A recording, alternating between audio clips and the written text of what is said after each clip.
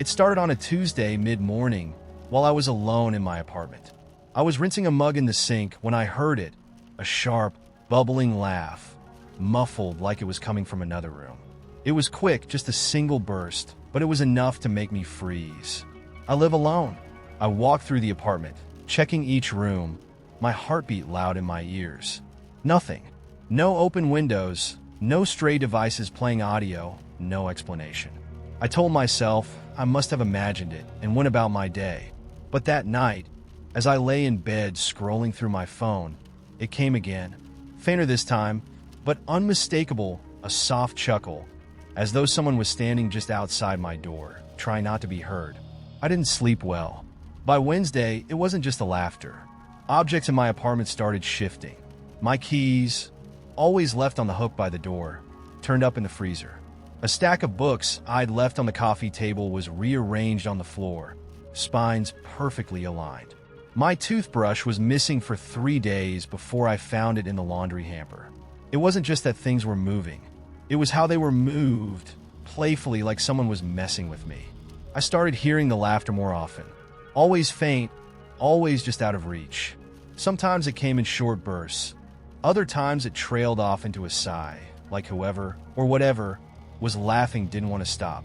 It felt like the walls themselves were holding their breath, waiting for my reaction. On Thursday night, I decided to fight back. I sat in the middle of my living room, every light in the apartment blazing. "Whoever you are," I said, my voice shaking. "This isn't funny." No response, just silence. Then, as I stood to leave, my phone buzzed. It was a text message from an unknown number. "You're right. It's hilarious." I dropped the phone, my blood running cold. The laughter came again, louder this time, echoing from the walls, the floor, the ceiling. I grabbed my coat and bolted, spending the night at a motel across town. The next morning, I returned to find my apartment exactly as I'd left it, except for a single post and notes stuck to the fridge. In neat, looping handwriting, it read, "Don't be such a spoil sport, Elliot." I didn't tell anyone what was happening. Who would believe me? Instead, I tried to live with it. I stopped reacting to the laughter, no matter how persistent it became. I ignored the texts, the notes, the objects that continued to move. But the thing about ignoring something is that it only makes it try harder. By the weekend, the presence was no longer content to lurk in the background. The laughter became a constant hum in my ears, like static, rising and falling at random. My furniture rearranged itself while I watched. Lights flickered in patterns, forming words I didn't want to read. Stay, play, laugh. On Sunday, the TV turned on by itself.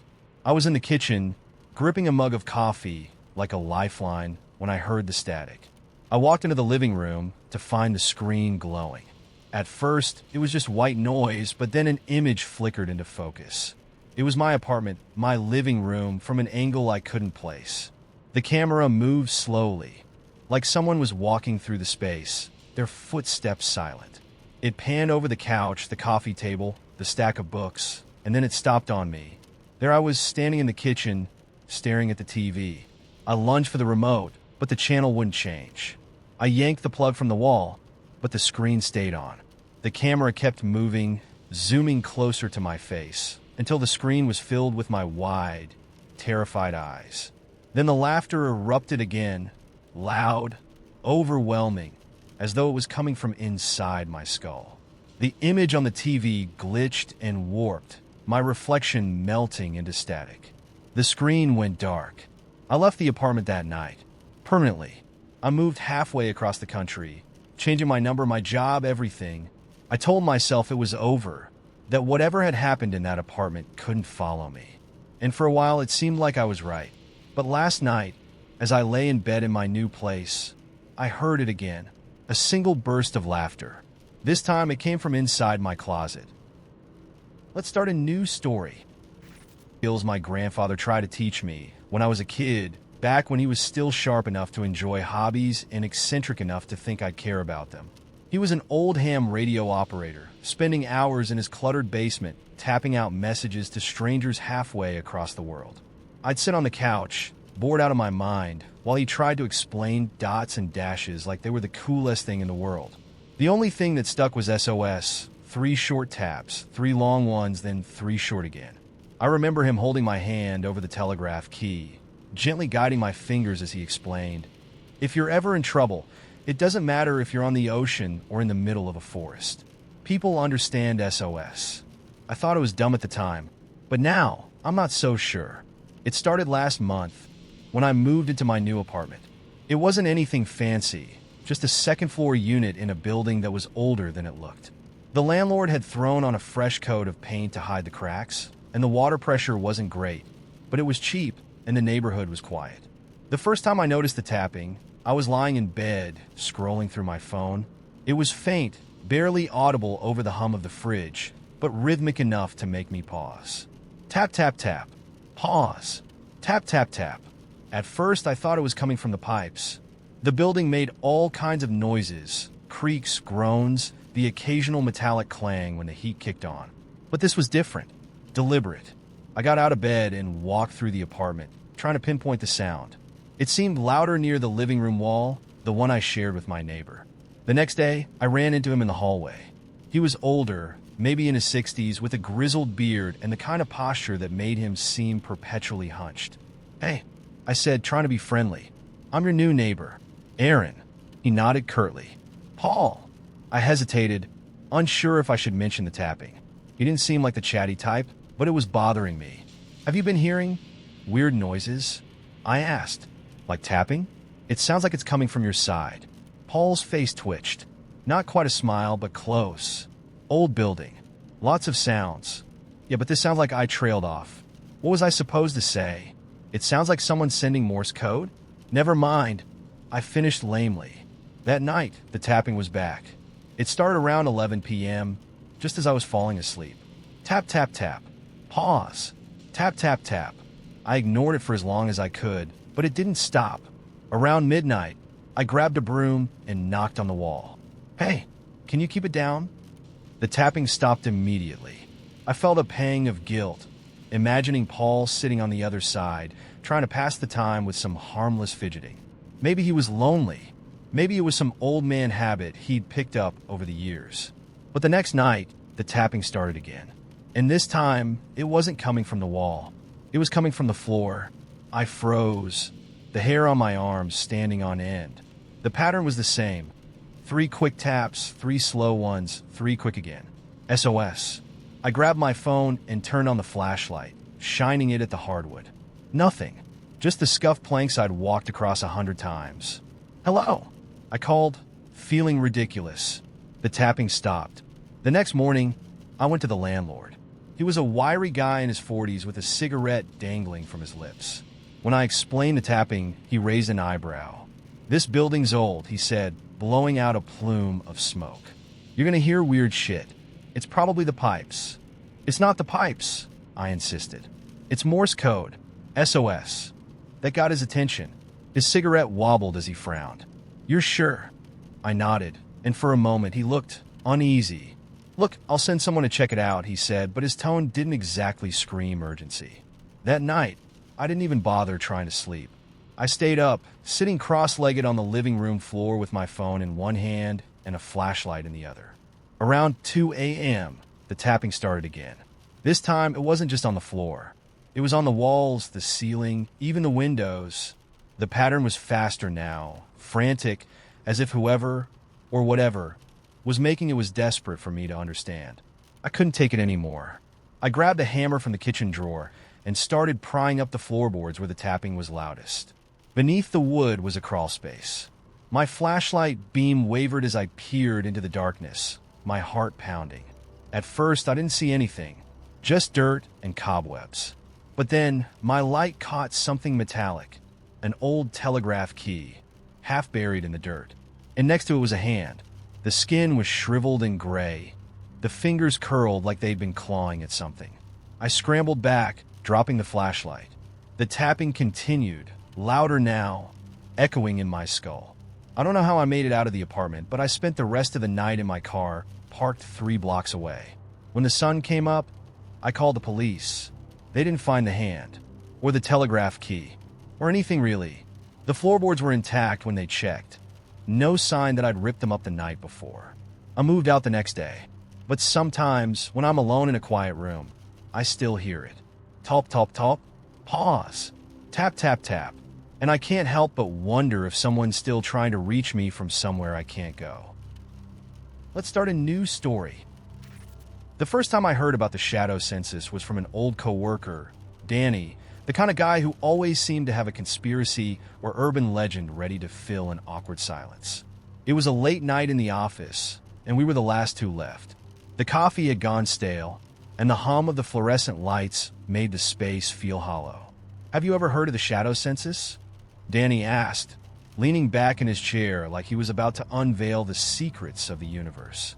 "No," I said, not looking up from my screen. "What's that?" He grinned. "It's this thing that supposedly happens every 10 years. People say census workers knock on doors that shouldn't exist. Houses that aren't on any map. Apartments that don't belong in their buildings. And when they finish, people start disappearing."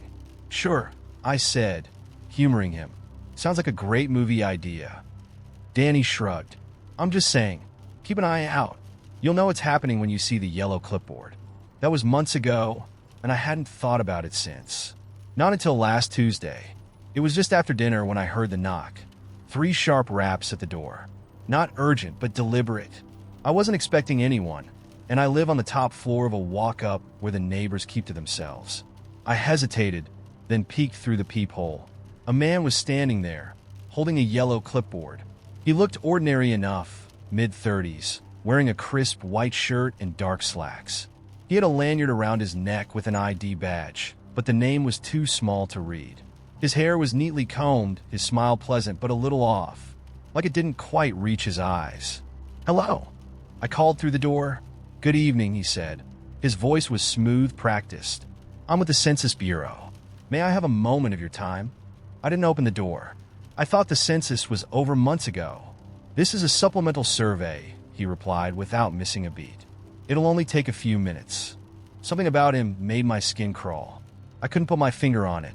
His politeness was too polished, too rehearsed, like he'd memorized how humans are supposed to act, but didn't quite understand it. "I'm not interested," I said, stepping back from the door. There was a long pause. Then he knocked again, this time slower, louder. "Ma'am," he said, his voice still calm, but with an edge that hadn't been there before. "The census is mandatory. May I come in?" I didn't respond. Instead, I went to my bedroom window and looked down at the street. There was no car, no sign of anyone else, just the quiet hum of the city. When I returned to the door, he was gone. I checked the peephole twice to be sure, then bolted the door and spent the rest of the night jumping at every little noise. The next morning, I told myself it was nothing, just an overzealous census worker or maybe a scammer. But when I went to leave for work, I noticed something wedged in the doorframe. A single sheet of paper, folded neatly in half. I unfolded it, my stomach twisting. It was blank except for one line, handwritten in neat block letters. "You weren't counted." I shoved the paper into my bag and hurried to work, trying to shake the feeling that I was being watched. By the time I got to the office, I'd almost convinced myself it was a prank. Almost. That night, the knocking started again. This time, it was coming from different directions. First the front door, then the wall behind the couch, then the window in my bedroom. It was impossible. My apartment is on the 5th floor, and there's no fire escape. But when I pulled back the curtain, I swear I saw the man with the yellow clipboard standing in the alley below, staring up at me. I didn't sleep. The knocks continued, steady and unrelenting, like a clock ticking down to something I didn't want to think about. The next day at work, I tried to tell Danny about it. I expected him to laugh, to accuse me of pulling his leg. Instead, his face went pale. "Don't answer," he said, his voice low and urgent. "Don't talk to them. Don't even acknowledge them." "Who are they?" I asked, but Danny just shook his head. "You don't want to know." That night, I didn't go home. I checked into a motel on the edge of town, paying in cash and giving a fake name. The room was dingy, the carpet stained, but at least it was quiet. For the first time in days, I felt a sliver of hope. Until I saw the yellow clipboard on the nightstand. I don't know how they found me. I don't even know if they is the right word. But I do know one thing. Wherever I go, the knocking follows. Last night it stopped. Not just the knocking, Everything.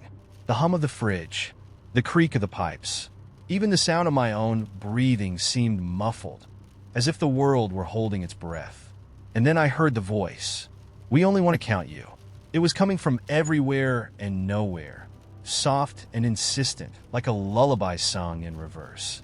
I didn't answer. I didn't move. I just sat there, staring at the door, waiting for something to happen. When the sun finally rose, the silence broke. The world came rushing back, louder than ever. But the yellow clipboard was still there, its surface covered in names I didn't recognize. At the bottom of the list, one name stood out. Mine. I don't know what happens when they count you, but I don't intend to find out. I've stopped answering the door. I've stopped going outside. But deep down, I know it's only a matter of time. Because they're still knocking. And they don't stop.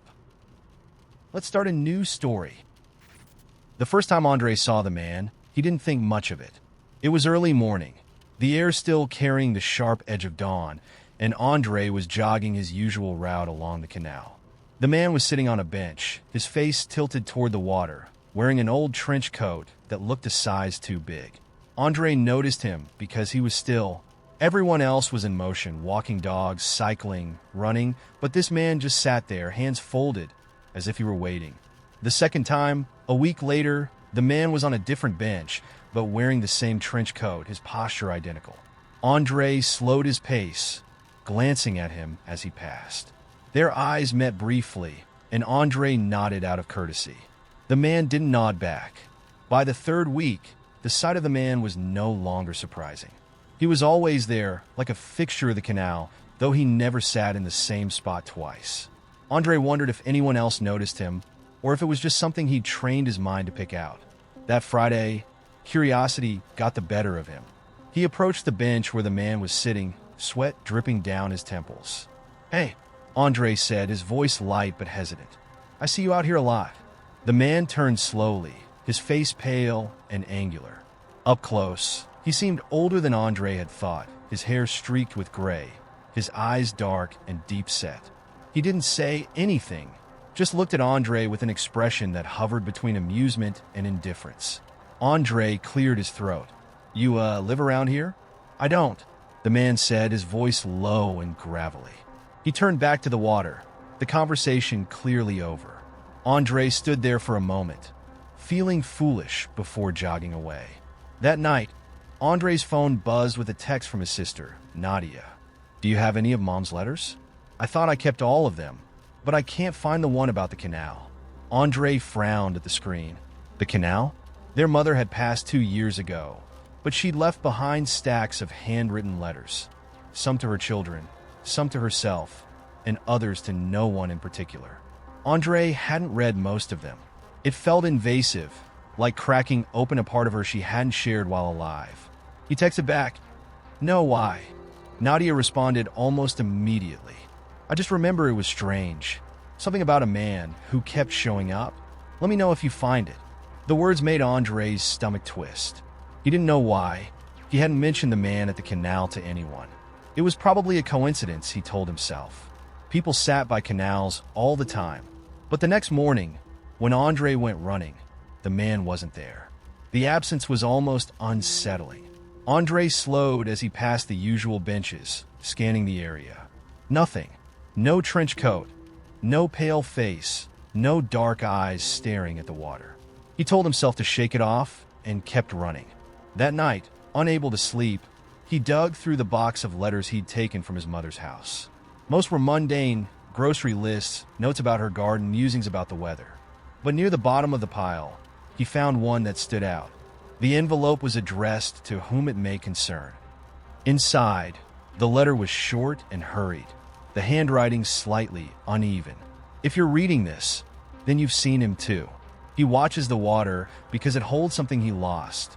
I tried to ignore him, but he doesn't go away. He can't. Just don't ask him about the clock, whatever you do." Andre read it 3 times, trying to make sense of it. Was this some kind of joke? His mother had been eccentric, sure, but she wasn't delusional. He folded the letter and set it aside, telling himself it was just her imagination. But the next morning, the man was back. He was sitting closer this time, on a bench near the path's curve. Andre hesitated, his pulse quickening. He almost turned around, but something about the letter, about the weight of his mother's words, kept him moving forward. When he reached the bench, he stopped. "Hey," he said, trying to keep his voice steady. "You're here again." The man didn't look at him. "I told you," he said. "I don't live here." Andre swallowed hard. "I found a letter. My mom wrote about someone like you." The man's head tilted slightly, as if he were listening more closely now. "Did she?" "Yeah," Andre said, pulling the letter from his pocket. He unfolded it, the paper trembling in his hands. "She said not to ask you about." He stopped. The man's gaze snapped to him. "About the clock," he finished. Andre's throat went dry. "What does that mean?" The man didn't answer. Instead, he reached into his coat and pulled out a small, tarnished pocket watch. He held it up, the metal glinting faintly in the sunlight. "It's broken," he said softly. "It's always been broken." Andre took a step back. "What are you talking about?" The man stood, his movements slow and deliberate. "Your mother tried to help me. She thought she could fix it. But some things aren't meant to be fixed." Andre wanted to leave, to turn and run and never come back to the canal. But his feet wouldn't move. "Who are you?" he asked. The man smiled faintly, a sad, knowing smile. "I was just like you once. Thought I could outrun it. Thought I could leave it behind." "Leave what behind?" Andre demanded. The man stepped closer, holding out the pocket watch. Andre didn't want to take it, but his hand moved almost involuntarily, his fingers closing around the cold metal.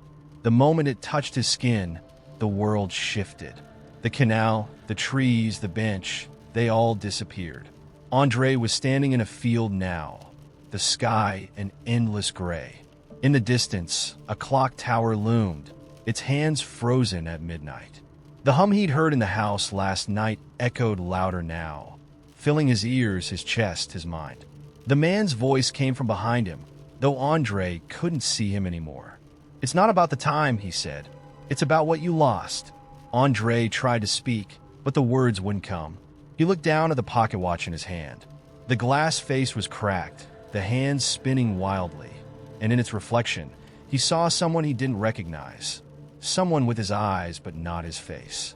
When the world snapped back into place, Andre was alone. The man, the bench, even the hum of the canal were gone. But the watch remained in his hand, ticking softly, counting down to something he couldn't yet name.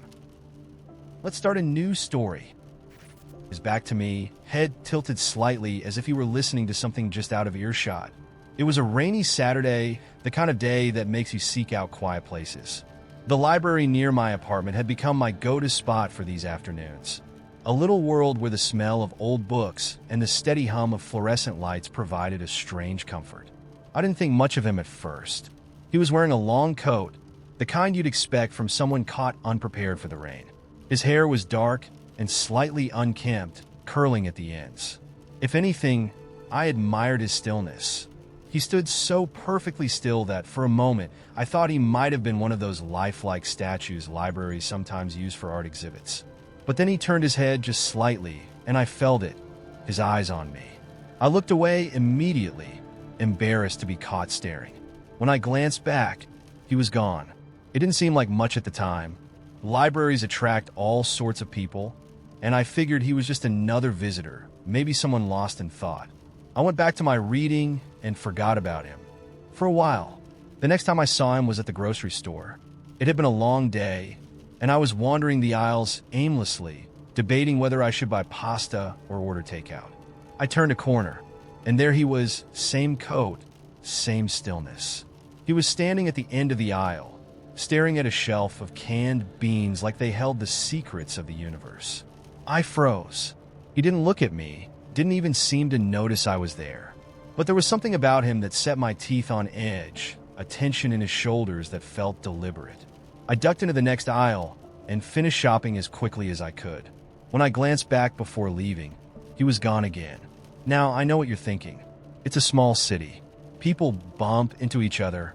I told myself the same thing, brushing off the encounter as a coincidence.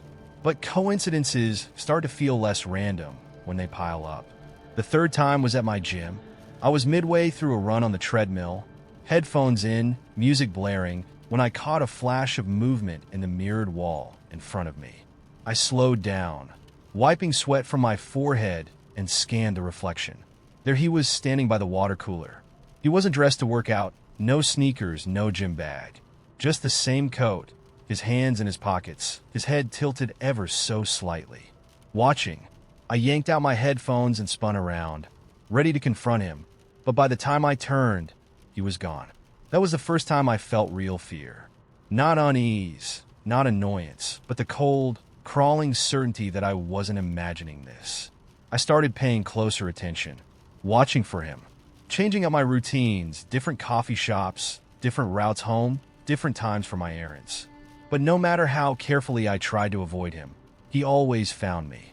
Sometimes he was close, standing at the end of an aisle or lingering near a crosswalk. Other times, he was farther away, his figure blurred by distance or shadow. But the feeling was always the same. He knew I was there, and he wanted me to know he was there too. The worst part was that he never approached me, never spoke. He didn't do anything. That silence made it worse. One night, I came home to find my door unlocked. I stopped cold in the hallway, my breath catching in my throat. I knew I'd locked it that morning. I always double-check. Slowly, I pushed the door open, my pulse pounding in my ears. Nothing seemed out of place. My keys were still on the counter where I'd left them. My shoes were neatly by the door. But the air in the apartment felt wrong, thicker, heavier, like someone had been there and was only just gone. I didn't sleep that night. The next day, I went to the police. I told them about the man, about the unlocked door, about how I felt like I was being followed. The officer listened patiently, nodding at the right moments, but his tone was dismissive when he said, "We'll keep an eye out." Nothing changed. And then one night I woke up to a sound. It was faint at first, like a soft scraping against wood. I held my breath, listening. It came again, louder this time, a deliberate, dragging noise. I turned my head slowly toward the bedroom door. It was open. I hadn't left it open. I reached for my phone, trying to stay as quiet as possible, but my hands were trembling so badly I almost dropped it. The scraping noise stopped. The silence that followed was suffocating. And then, from somewhere in the darkness, I heard it. "You're awake." My blood ran cold. The voice was calm, almost friendly, and entirely unfamiliar. I didn't think. I bolted. I don't remember grabbing my keys or slamming the door behind me. I just remember running down the stairs, out of the building into the night. I didn't stop until I was standing under the harsh light of a 24-hour gas station, gasping for air. I called the police again. This time, they searched my apartment. They found nothing. No signs of forced entry. No footprints. No fingerprints. But when I went back inside, I noticed something I hadn't seen before. On my kitchen table, there was a single object, a library card. It wasn't mine. Let's start a new story.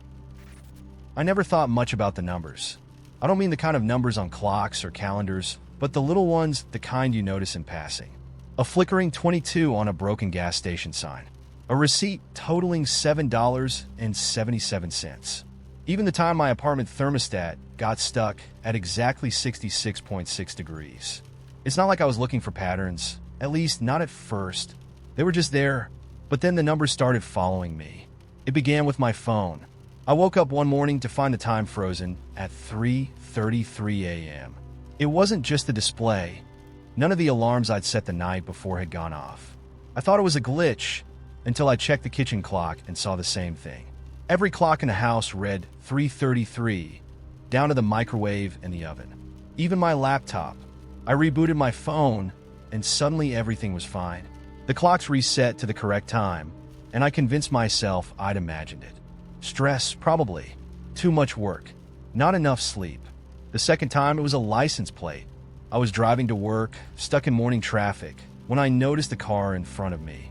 Its plate read 333 dead. I laughed nervously at how ridiculous it seemed. Some goth kid's idea of a joke, maybe. But when I blinked, the plate was gone. The car was still there, but the plate had changed to something mundane, a random series of numbers and letters that didn't mean anything. That night, I had a dream. In the dream, I was standing in my bedroom, staring at the mirror. The room was dark. lit only by the faint glow of the street lamp outside. My reflection didn't move. It just stared back at me, expressionless, its eyes too wide, too black. And then it whispered, 3 times 3. I woke up drenched in sweat, the words echoing in my ears. The digital clock by my bed read 3:33. By the third day, I couldn't ignore it anymore. The numbers were everywhere, on my receipts, on random tags at the grocery store, in the serial numbers of the emails I received at work. I even noticed it in conversations. My coworker mentioned she'd seen her cat chasing its tail for 3 minutes, maybe 3.5. My mom called to tell me about her neighbor's triplets, born 3 weeks early. That night, I locked myself in my apartment. I told myself I was being paranoid, that this was just some cognitive bias making me see patterns that weren't there. But deep down, I knew that wasn't true. Something was happening, something I couldn't explain. I stayed up late, scrolling through forums and conspiracy sites, looking for anything that might make sense of it. That's when I found the thread. It was buried deep in a forum about urban legends. The title read, "Does anyone else see the numbers?" The thread was long, filled with posts from people describing the same thing. Recurring patterns of numbers, strange coincidences, dreams they couldn't explain. Most of them were harmless, the kind of thing you'd shrug off if you weren't paying attention. But some of the posts were darker. One user described seeing 333 carved into the bark of every tree on a hiking trail, only to find himself lost in the woods for hours. Another said they'd been followed by a man in a hoodie with 333 stitched into the fabric. When they turned to confront him, he was gone. The final post was from someone who claimed the numbers had been with them their whole life, always appearing before something bad happened. Their last post was a single sentence. It's not just a warning. That night, the dream came again. This time, I wasn't in my bedroom. I was standing in the middle of a vast, empty field. The sky above me was black, the ground beneath my feet cracked and dry. In the distance, I saw them. 3 figures, tall and gaunt, their faces obscured by shadows. They didn't move, but I could feel their eyes on me, watching, waiting. 3 times 3, they whispered, their voices blending into a single, hollow sound. 3 steps forward, and we'll be here. 3 steps back, and it doesn't matter. We're already inside. I woke up gasping for air, my heart pounding. The clock read 3:33. That was 2 weeks ago. I've stopped sleeping. The numbers are everywhere now. They're not subtle anymore. They're carved into my desk at work, scrawled in chalk on the sidewalk outside my apartment, etched into the condensation on my bathroom mirror. I hear them in static when I turn on the radio, see them flash in the corner of my vision when I close my eyes. Sometimes I even feel them, like a weight pressing on my chest, a rhythm that matches the beat of my heart. This morning, I found a message on my phone. It wasn't a text or an email. It was just there sitting in my notes app. It said, 3 steps, 3 doors, 3 nights. I don't know what it means, but I think I'm running out of time. I've started hearing footsteps in the hall outside my apartment. Slow, deliberate steps, always stopping just short of my door. Last night, I heard them whispering, 3 times 3, 3 times 3. I don't know what happens when the numbers catch up to me, but I'm starting to think they've been with me all along. Let's start a new story. I was 12 when it happened. My parents had just bought this rundown fixer-upper on the edge of town, a creaky old farmhouse surrounded by miles of overgrown fields. They'd spent years dreaming about moving out of the city, and this place was their big chance. It was cheap, and my mom said it had character, but to me it just felt lonely, isolated, like the kind of place where bad things happen. From the first night, I couldn't sleep. My room was on the 2nd floor, with a single window that faced the fields. The house was old, so every gust of wind made it groan and rattle like it was alive. I kept telling myself it was just the building settling, but that didn't stop the hair on the back of my neck from standing up whenever the floor creaked just outside my bedroom door. Then there was the scarecrow. It stood in the middle of the field, right where the rows of weeds and dead corn stalks faded into a dense line of trees. It wasn't like the scarecrows you see in movies with floppy hats and straw poking out of plaid shirts. This one was weird. Its head was a burlap sack with 2 holes cut for eyes, stitched unevenly, and the body was made from old, rotting wood nailed together in crude shapes. It didn't have arms, just sticks jutting out where arms should have been, and it leaned slightly to one side like it was too tired to stand up straight. The first time I saw it, I felt this deep, uncomfortable weight settle in my chest. I told my mom about it, but she just laughed. It's supposed to keep crows away, honey. Nothing to be scared of. That night, I had a dream about the scarecrow. I was standing at my window, looking out at the field, when it suddenly lifted its head. The stitched holes in the burlap glowed faintly, like embers in a dying fire, and it started to move, jerking and twitching as if it was learning how to walk. I woke up drenched in sweat, my heart pounding, but when I looked out the window, it was still there, leaning the same way it always did.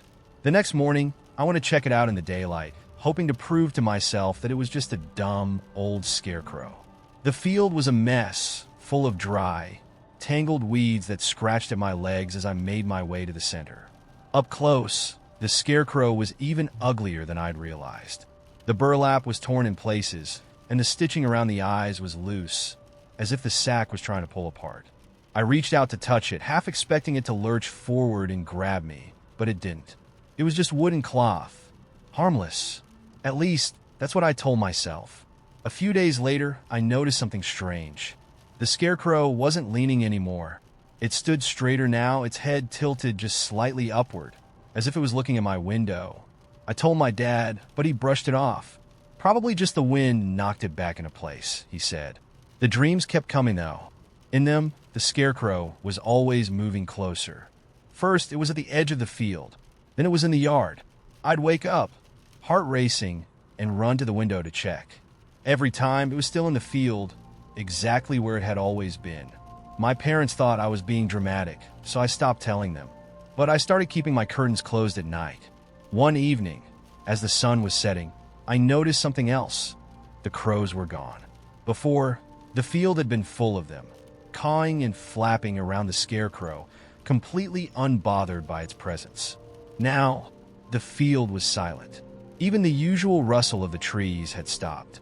It was like everything knew to stay away. I started avoiding the window altogether. I'd leave my curtains shut, lock my bedroom door, and sleep with the lights on. It didn't help. The dreams grew worse, more vivid. The scarecrow's glowing eyes were seared into my brain. I'd see it moving, slowly at first, then faster, lurching and staggering toward the house.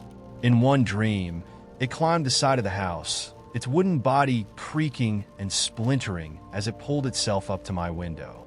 The night, everything changed. I woke up to the sound of knocking. It wasn't loud, just a soft, steady tapping that made my skin crawl.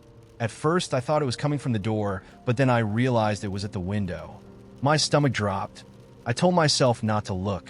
I knew what I'd see, but something pulled me toward the curtains, some horrible, morbid curiosity I couldn't fight. My hands trembled as I reached for the fabric and pulled it back. It was there.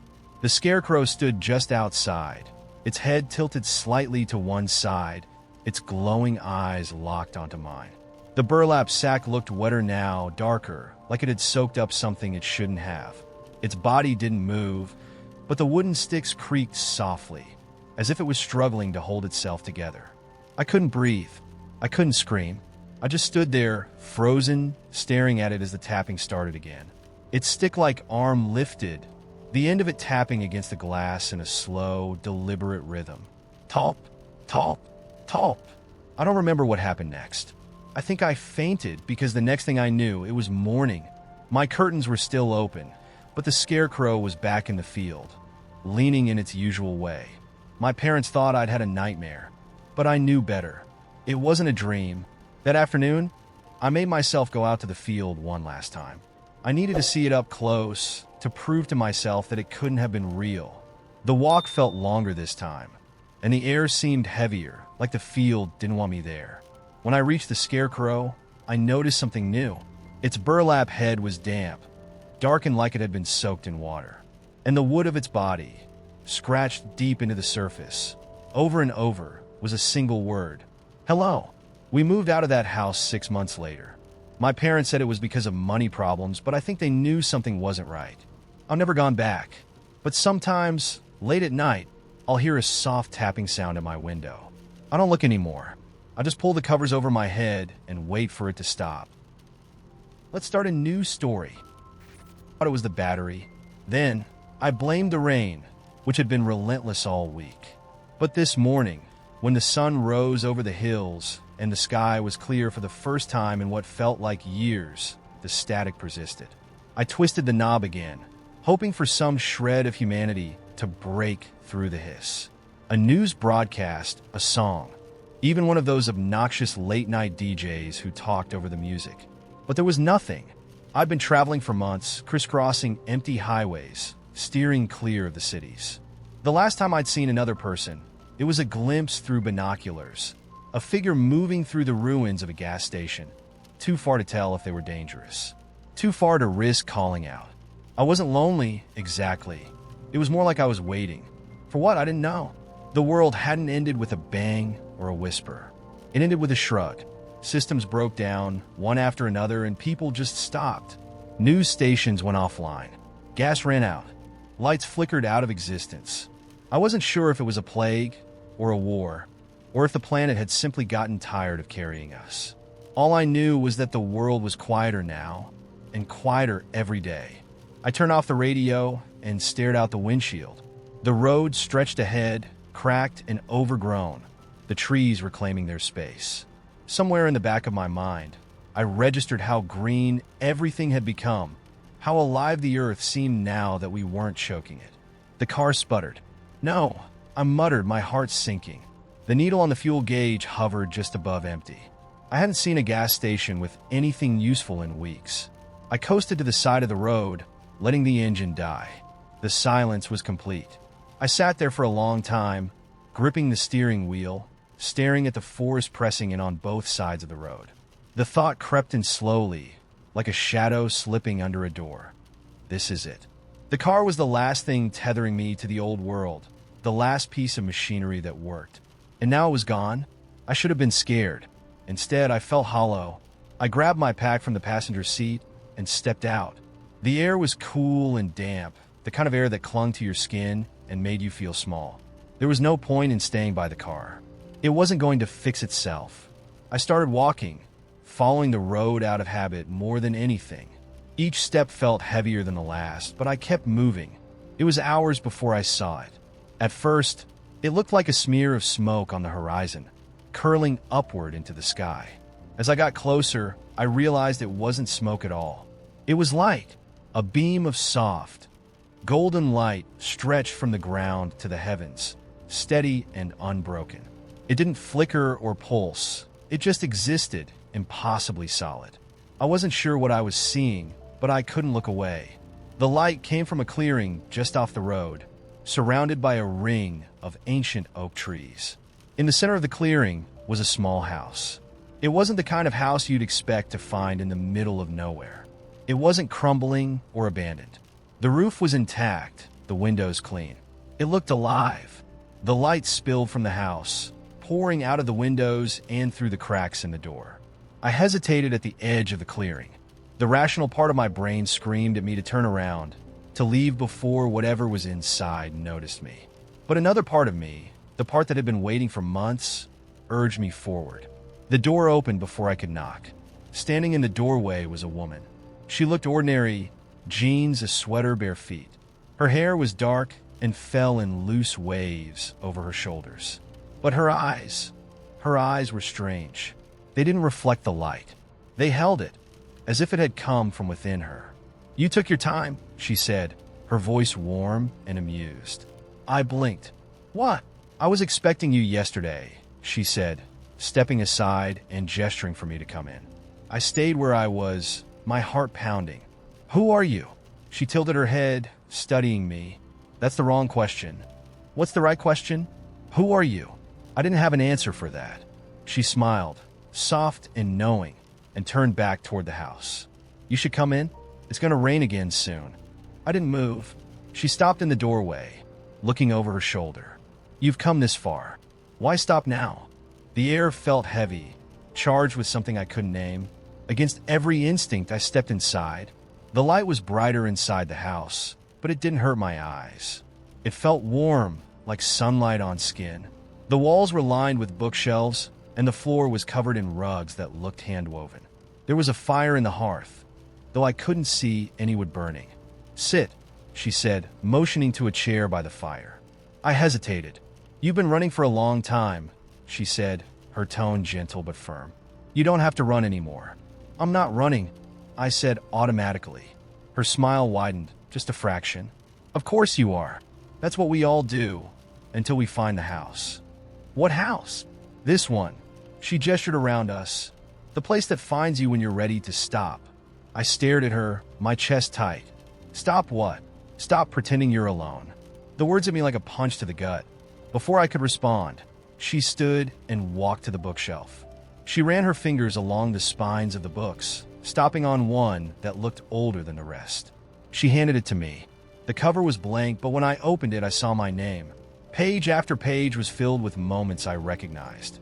Memories I'd buried. Choices I'd regretted. Paths I hadn't taken. "It's all there," she said softly. "Everything you've carried. Everything you've left behind." My hands shook as I closed the book. "Why are you showing me this?" "Because it's time to let it go." I looked up at her, at the light in her eyes, at the warmth in her expression. And for the first time in months, I felt it. Hope. Let's start a new story. The first one came on a Tuesday, tucked neatly into my mailbox without a stamp or a return address. Just a plain white envelope with my name written in looping cursive. Inside was a single sheet of paper that read, "You forgot something." That's it. No signature, no context. At first, I thought it was junk mail, some kind of vague marketing gimmick meant to pique my interest. I tossed it on the kitchen counter and forgot about it until the second letter arrived 2 days later. Same envelope, same handwriting, same lack of a stamp. It's still waiting. Okay, creepy. I showed it to my neighbor, Mrs. Corrigan, who'd lived in the building for 20 years and knew everything that happened on our block. She squinted at the handwriting and frowned. "Looks old-fashioned," she said, "like the way people wrote in the 1800s.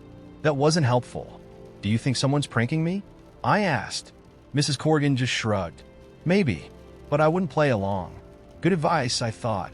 I put the second letter in the drawer with the first and went about my life. But the letters didn't stop. They came every other day, always the same envelope, always slipped into my mailbox without any indication of who delivered them. The messages got stranger. "Don't pretend you don't remember. It's been too long. They're starting to notice." By the fifth letter, I was losing sleep. I started keeping my curtains closed, half expecting to see someone lurking outside. The thought of a stalker didn't sit right, though. Who would go to this much trouble for vague, unsettling notes? I even asked the mail carrier about it. She gave me a blank look and said, "If there's no stamp, it didn't come from me." Then the sixth letter came, and everything changed. It didn't say anything. It was just a folded piece of paper. But when I opened it, my chest tightened. It was a map, not a professional map. Something hand-drawn, with thin, shaky lines that led from what looked like a park near my apartment to a cluster of trees. At the bottom, in the same cursive handwriting, were 3 words. "Go. Right now." I crumpled the letter and threw it away. But that night, I couldn't stop thinking about it. The way the lines seemed so precise, so deliberate, like someone had drawn it specifically for me. And the way those 3 words sat on the page, urgent and demanding. At midnight, I gave in. The park was quiet, empty except for the sound of the wind rustling through the trees. I followed the map, my breath fogging in the cool night air. At first, it felt ridiculous, like a scavenger hunt gone wrong. But then I found the clearing. And the door. It was just standing there, freestanding in the middle of the clearing. A tall wooden door, dark and weathered, with a brass handle that gleamed faintly in the moonlight. There was no frame, no wall, no building, just the door. I stared at it, my pulse quickening.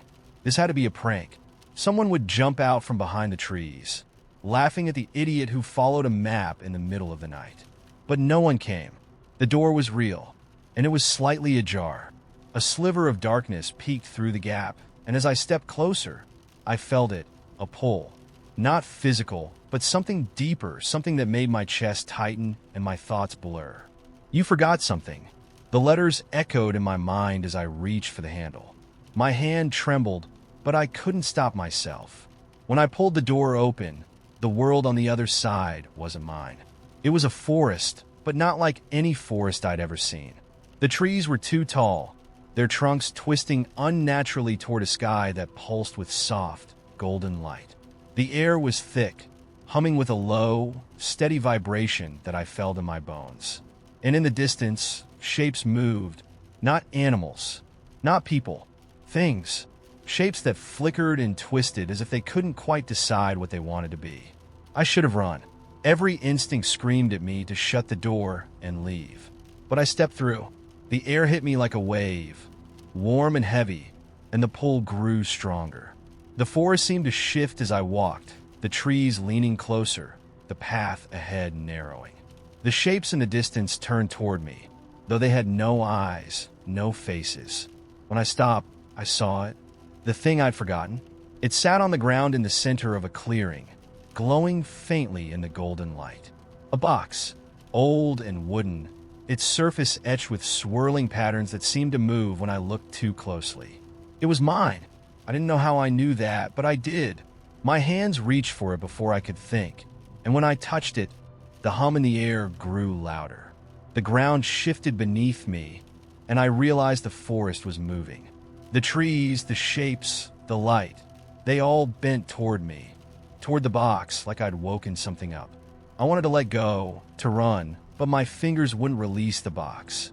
The last thing I remember is the door. It was there again, standing just beyond the clearing, wide open and glowing faintly. I stumbled toward it, clutching the box, as the forest closed in around me.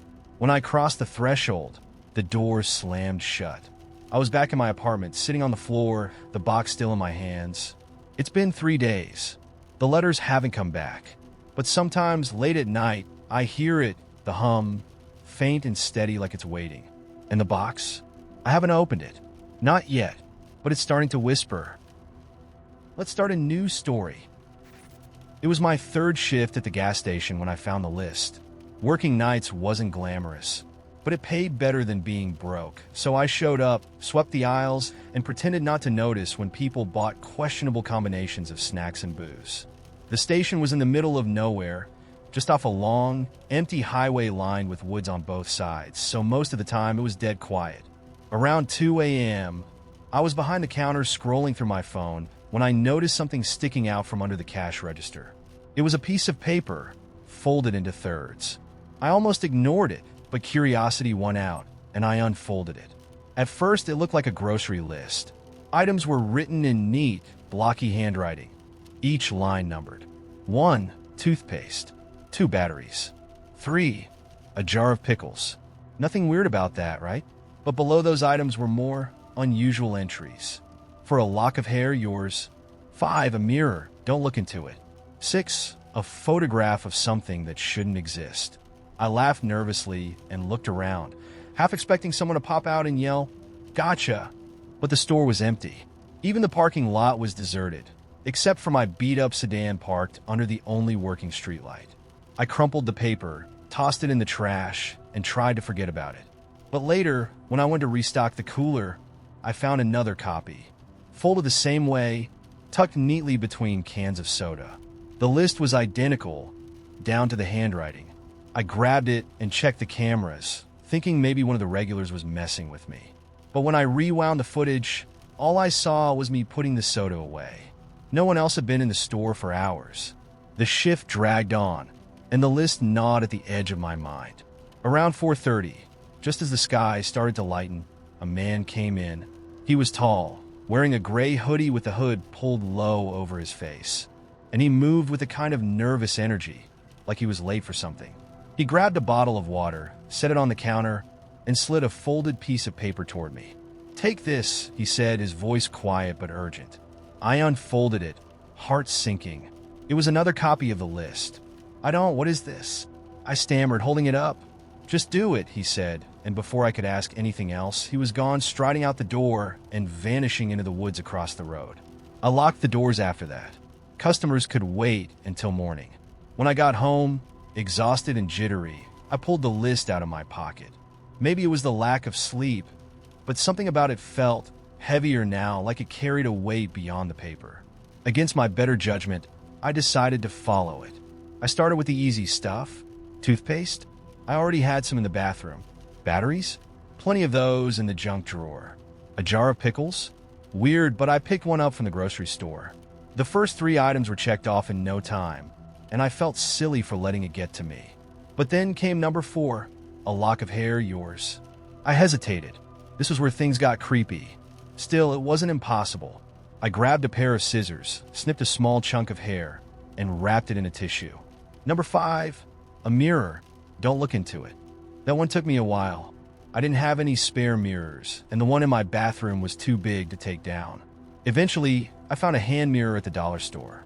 When I got it home, I kept it face down, careful not to catch my reflection, and tucked it into a box with the other items.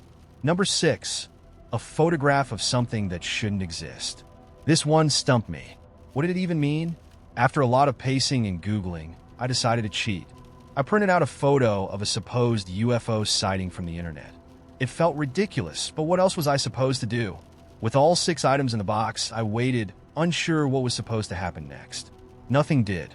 I felt a mix of relief and disappointment as I packed up the box and shoved it under my bed. Maybe it had all been some elaborate prank, some urban legend designed to mess with bored night shift workers. By the next evening, I'd almost convinced myself to forget about it. Then the doorbell rang. When I opened the door, there was no one there. Just a single piece of paper on the welcome mat, folded neatly in thirds. The list, but it wasn't the same anymore. 1. Burn the box. 2. Don't look at the mirror while it burns. 3. Whatever you do, don't leave your house tonight. I didn't wait to think about it. I grabbed the box, carried it to the backyard, and dumped the contents into my fire pit. The mirror, the photo, the hair, they all went up in flames as I poured half a bottle of lighter fluid over the pile. For a split second, I thought I saw something moving in the reflection of the mirror. Something that wasn't me, but I didn't dare look closer. The fire burned out quickly, leaving only ashes. I stood there, heart pounding, as the night closed in around me. That's when I heard it. A low, rasping sound, coming from just beyond the tree line. Breathing. Something was watching. I ran inside, bolted the door, and turned off all the lights. Whatever was out there, I didn't want it to see me. The rest of the night was a blur of shadows and faint, scratching noises at the windows. When dawn finally came, the sound stopped. I don't work at the gas station anymore. I moved to a new town, got a new job, and haven't told anyone about what happened. But sometimes, late at night, I find folded pieces of paper in places they shouldn't be. The lists are different now. Shorter. The last one only had 1 item on it. Run. Let's start a new story. I live in an older building, the kind where outages aren't exactly rare. So when the lights flickered off one evening, I didn't think much of it. I grabbed a flashlight from the drawer and sat by the window, scrolling on my phone while waiting for the grid to come back online. The darkness outside was heavier than usual. No streetlights, no glow from neighboring windows. Even the sky seemed unnaturally black, swallowing the stars. It gave me the distinct, crawling sense of being watched, though I brushed it off as nerves. That's when I noticed the writing. It wasn't there when the lights were on, I'm sure of that. But now, in the dim beam of my flashlight, I saw it. Words scratched faintly into the surface of the dining table. They weren't carved deeply, just enough to catch the light at the right angle. Don't look at them. My stomach tightened. The scratches were too deliberate to be accidental. I ran my fingers over the letters, half expecting to feel fresh splinters, but the surface was smooth, as though the message had always been there. I checked the locks on my doors and windows, suddenly hyper-aware of how quiet the apartment had become. Even the usual hum of the city, cars, distant chatter, a barking dog was gone. When the power returned an hour later, the message was gone. I chalked it up to a trick of the light or my own overactive imagination, but a small part of me couldn't let it go. Over the next few days, I found myself staring at that spot on the table, angling the light just so, hoping to find the words again.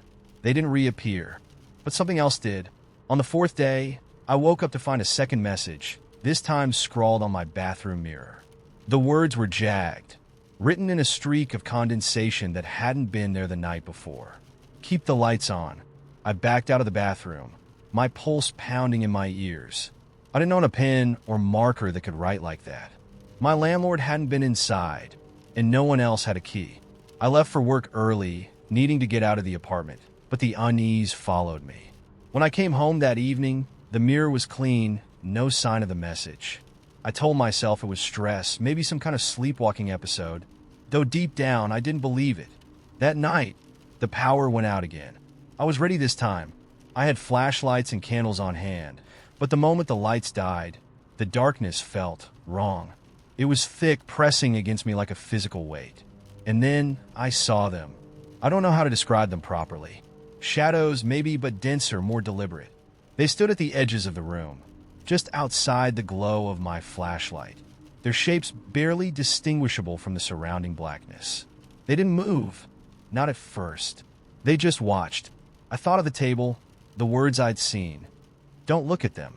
I squeezed my eyes shut, clutching the flashlight like a weapon. The air felt charged, heavy with their presence. When I dared to peek, they were closer, still motionless, but their edges seemed sharper now, more defined. I don't know how long I sat there, too terrified to move, until finally, mercifully, the power came back. The shadows vanished instantly, leaving me alone in the harsh glow of the overhead light. But I wasn't alone. There was a third message scratched into the wall above my bed. "They know you see them." I moved out the next morning, throwing clothes into a bag and leaving without looking back. I didn't even tell my landlord I was leaving. I didn't care.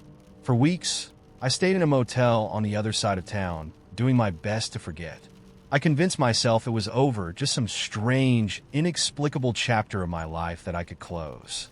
And for a while it worked, until the lights in the motel flickered out one night. And in the dark, I saw them again. Let's start a new story. It began with a knock at my door. A soft, hesitant knock like someone wasn't sure if they should even be there. I was in the middle of unpacking boxes. I just moved into the duplex a week earlier, and the place still smelled like fresh paint and cardboard. The knock startled me, mostly because I wasn't expecting anyone. I opened the door cautiously to find a young boy standing there, maybe 9 or 10 years old. He had messy brown hair, a dirt-smudged face, and a scab on his knee. He looked like he'd just come from a playground, except there wasn't a playground anywhere nearby. "Hi," he said, his voice small but steady. "Hi," I replied, glancing up and down the street. There was no one else in sight. "Can I help you?" The boy shifted his weight nervously, looking down at his sneakers. "Can I come in?" I blinked. "Are you lost? Do you live around here?" He shook his head, his gaze still fixed on the ground. "No, but I don't think he knows I'm here yet." My heart sank, though I couldn't explain why. There was something unsettling about the way he said it, the way his voice dropped on that last word. "Yet? Who doesn't know you're here?" I asked. The boy finally looked up at me. His eyes were startlingly blue, almost too bright against the grime on his face. "The man in your attic." I stared at him, unsure if I'd heard him right. "What?" "The man," he repeated, his tone matter of fact. "In your attic. He doesn't know you've moved in yet." My first instinct was to laugh. A kid with an overactive imagination. Clearly. "There's no one in my attic," I said gently. "It's empty. I've been up there." "No," the boy insisted, his voice rising slightly. "He hides during the day. He only comes out at night." I opened my mouth to respond, but something about the way he was staring at me, unblinking, completely serious, made the words catch in my throat. "Okay," I said after a moment. "Where are your parents? Shouldn't you be getting home?" The boy ignored my question. He took a step back, his sneakers scraping against the concrete porch. "Don't leave your door unlocked," he said, his voice barely above a whisper. And then he turned and ran down the street, disappearing around the corner before I could stop him. That night, I couldn't shake his words. "The man in your attic." I told myself it was nonsense, just a kid trying to scare me, but I still double-checked every window and door before going to bed. For good measure, I dragged a chair under the attic door in the hallway. Just in case, I woke around 3 a.m. to a noise. At first, I thought it was a dream, just the lingering remnants of some half-forgotten nightmare. But then I heard it again, a soft creak, like weight shifting on old wood. My pulse quickened. The attic. I lay there, frozen, straining to hear anything else. The house was silent now. The kind of silence that pressed in on your ears and made you feel utterly alone. I tried to convince myself it was nothing. Old houses make noises. Settling, or the wind, or... There it was again, a faint, deliberate scrape, like something heavy being dragged across the attic floor. I got up slowly, my legs shaking, and grabbed the heaviest thing I could find, a cast-iron skillet from the kitchen. The chair was still wedged under the attic door, exactly where I'd left it. I stared at the door for what felt like an eternity, my heart pounding in my ears. "Hello," I called out, my voice trembling. No response, just silence. I don't know what possessed me to do it, but I moved the chair and pulled down the attic door. The ladder unfolded with a loud groan, and I almost dropped the skillet in my hand. I climbed up slowly, one step at a time, until my head peeked into the attic. It was empty, just a wide, dusty space with exposed beams and insulation. Nothing out of the ordinary. Relief washed over me, and I started to climb back down, until I saw the marks.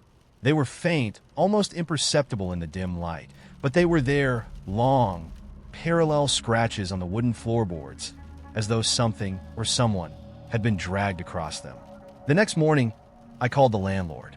I didn't mention the boy or the noises. I just said I wanted to know the history of the house.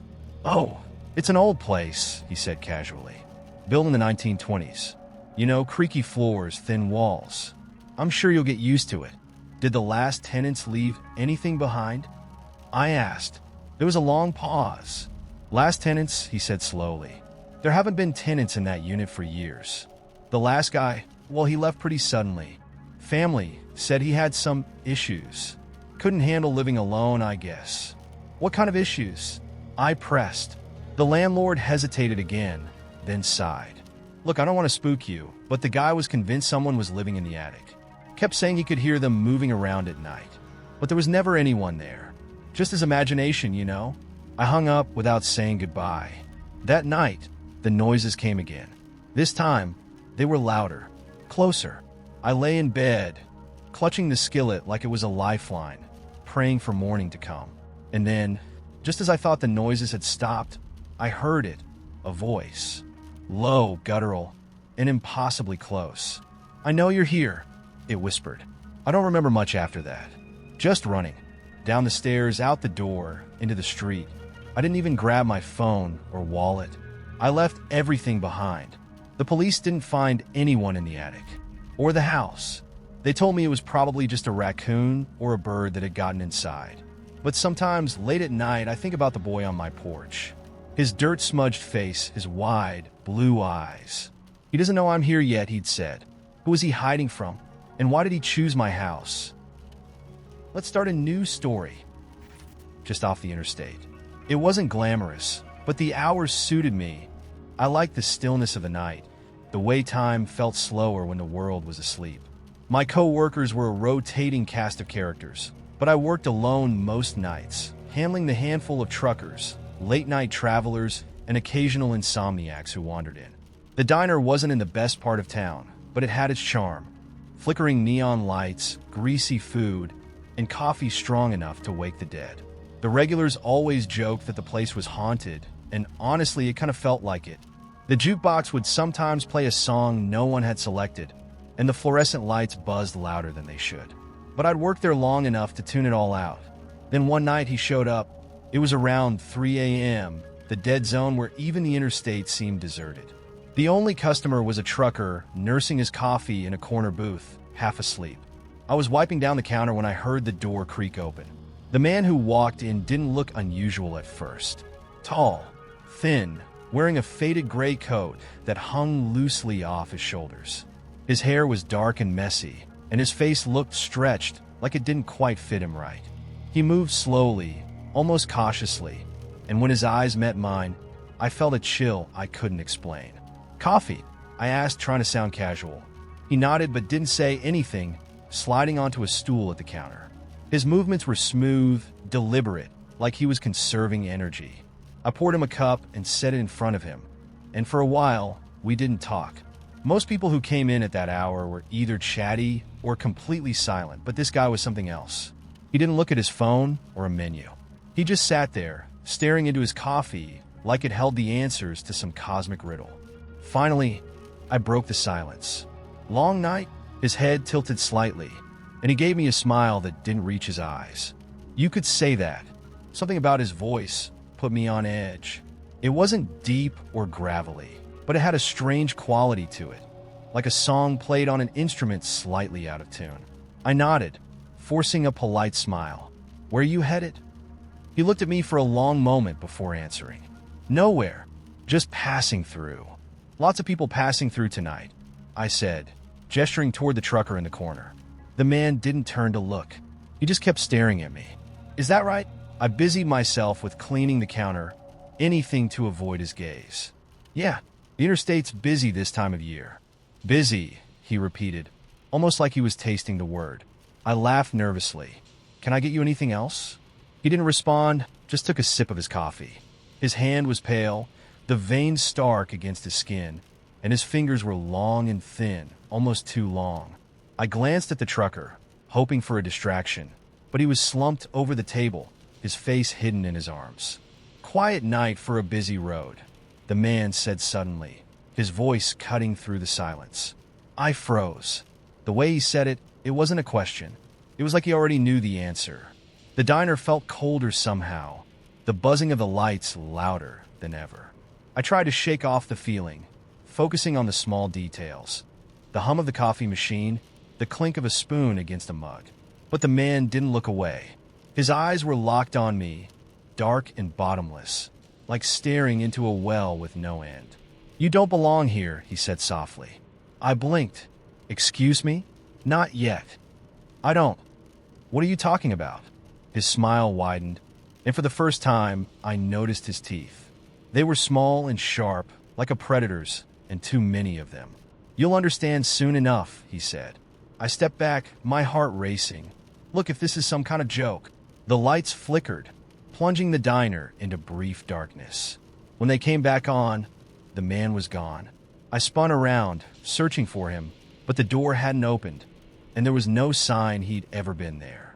The trucker in the corner stirred, lifting his head groggily. You okay? He muttered, squinting at me. Did you see him? I asked, my voice shaky. See who? The guy at the counter. He was just... I stopped. The stool where the man had been sitting was empty. The coffee cup was gone. The trucker gave me a confused look, then shrugged and went back to his coffee. I didn't sleep that day, or the next. I kept replaying the encounter in my head, trying to make sense of it. I even checked the security cameras the next time I worked, but there was nothing, just me talking to an empty seat. A week later, I heard about the accident. A semi-truck had crashed on the stretch of interstate near the diner, right around the time I'd seen the man. The trucker who'd been drinking coffee in the corner booth that night was killed instantly. I wanted to write it off as a coincidence, but I couldn't shake the feeling that the man in gray had known. Now, whenever I work the night shift, I find myself glancing at the door, waiting for him to walk in again. And sometimes, just before dawn, I think I hear his voice in the hum of the lights, whispering words I can't quite understand. Let's start a new story. I didn't notice it at first. I mean, who keeps track of every little thing they say? Words spill out all day, half-formed thoughts, reflexive pleasantries, inside jokes you don't even think about. But then they started coming back. The exact same words, in the exact same tone, from people who shouldn't have known them. The first time, it was just strange. I was in a coffee shop, scrolling through my phone while waiting for my order, when I overheard a couple at the next table. She said she'd bring the cat back next Tuesday, but you know how she is, the woman said, laughing. I looked up sharply. I'd said those exact words to my sister the night before during a phone call. Verbatim. It caught my attention, sure, but I brushed it off as coincidence. Cats, Tuesdays, unreliable people. It's not that unique, right? But then it happened again. A week later, I was in the elevator at work, riding up with two co-workers I didn't know very well.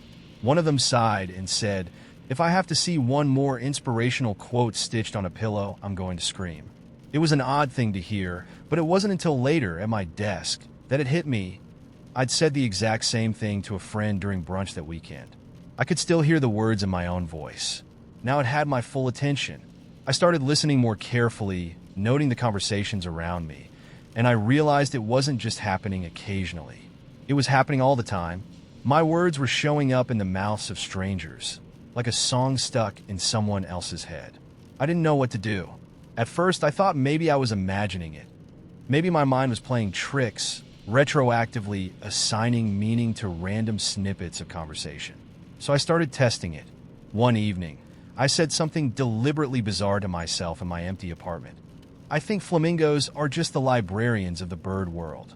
The next day, while waiting in line at the bank, a man behind me turned to his friend and said, "You know, flamingos are kind of like the librarians of birds."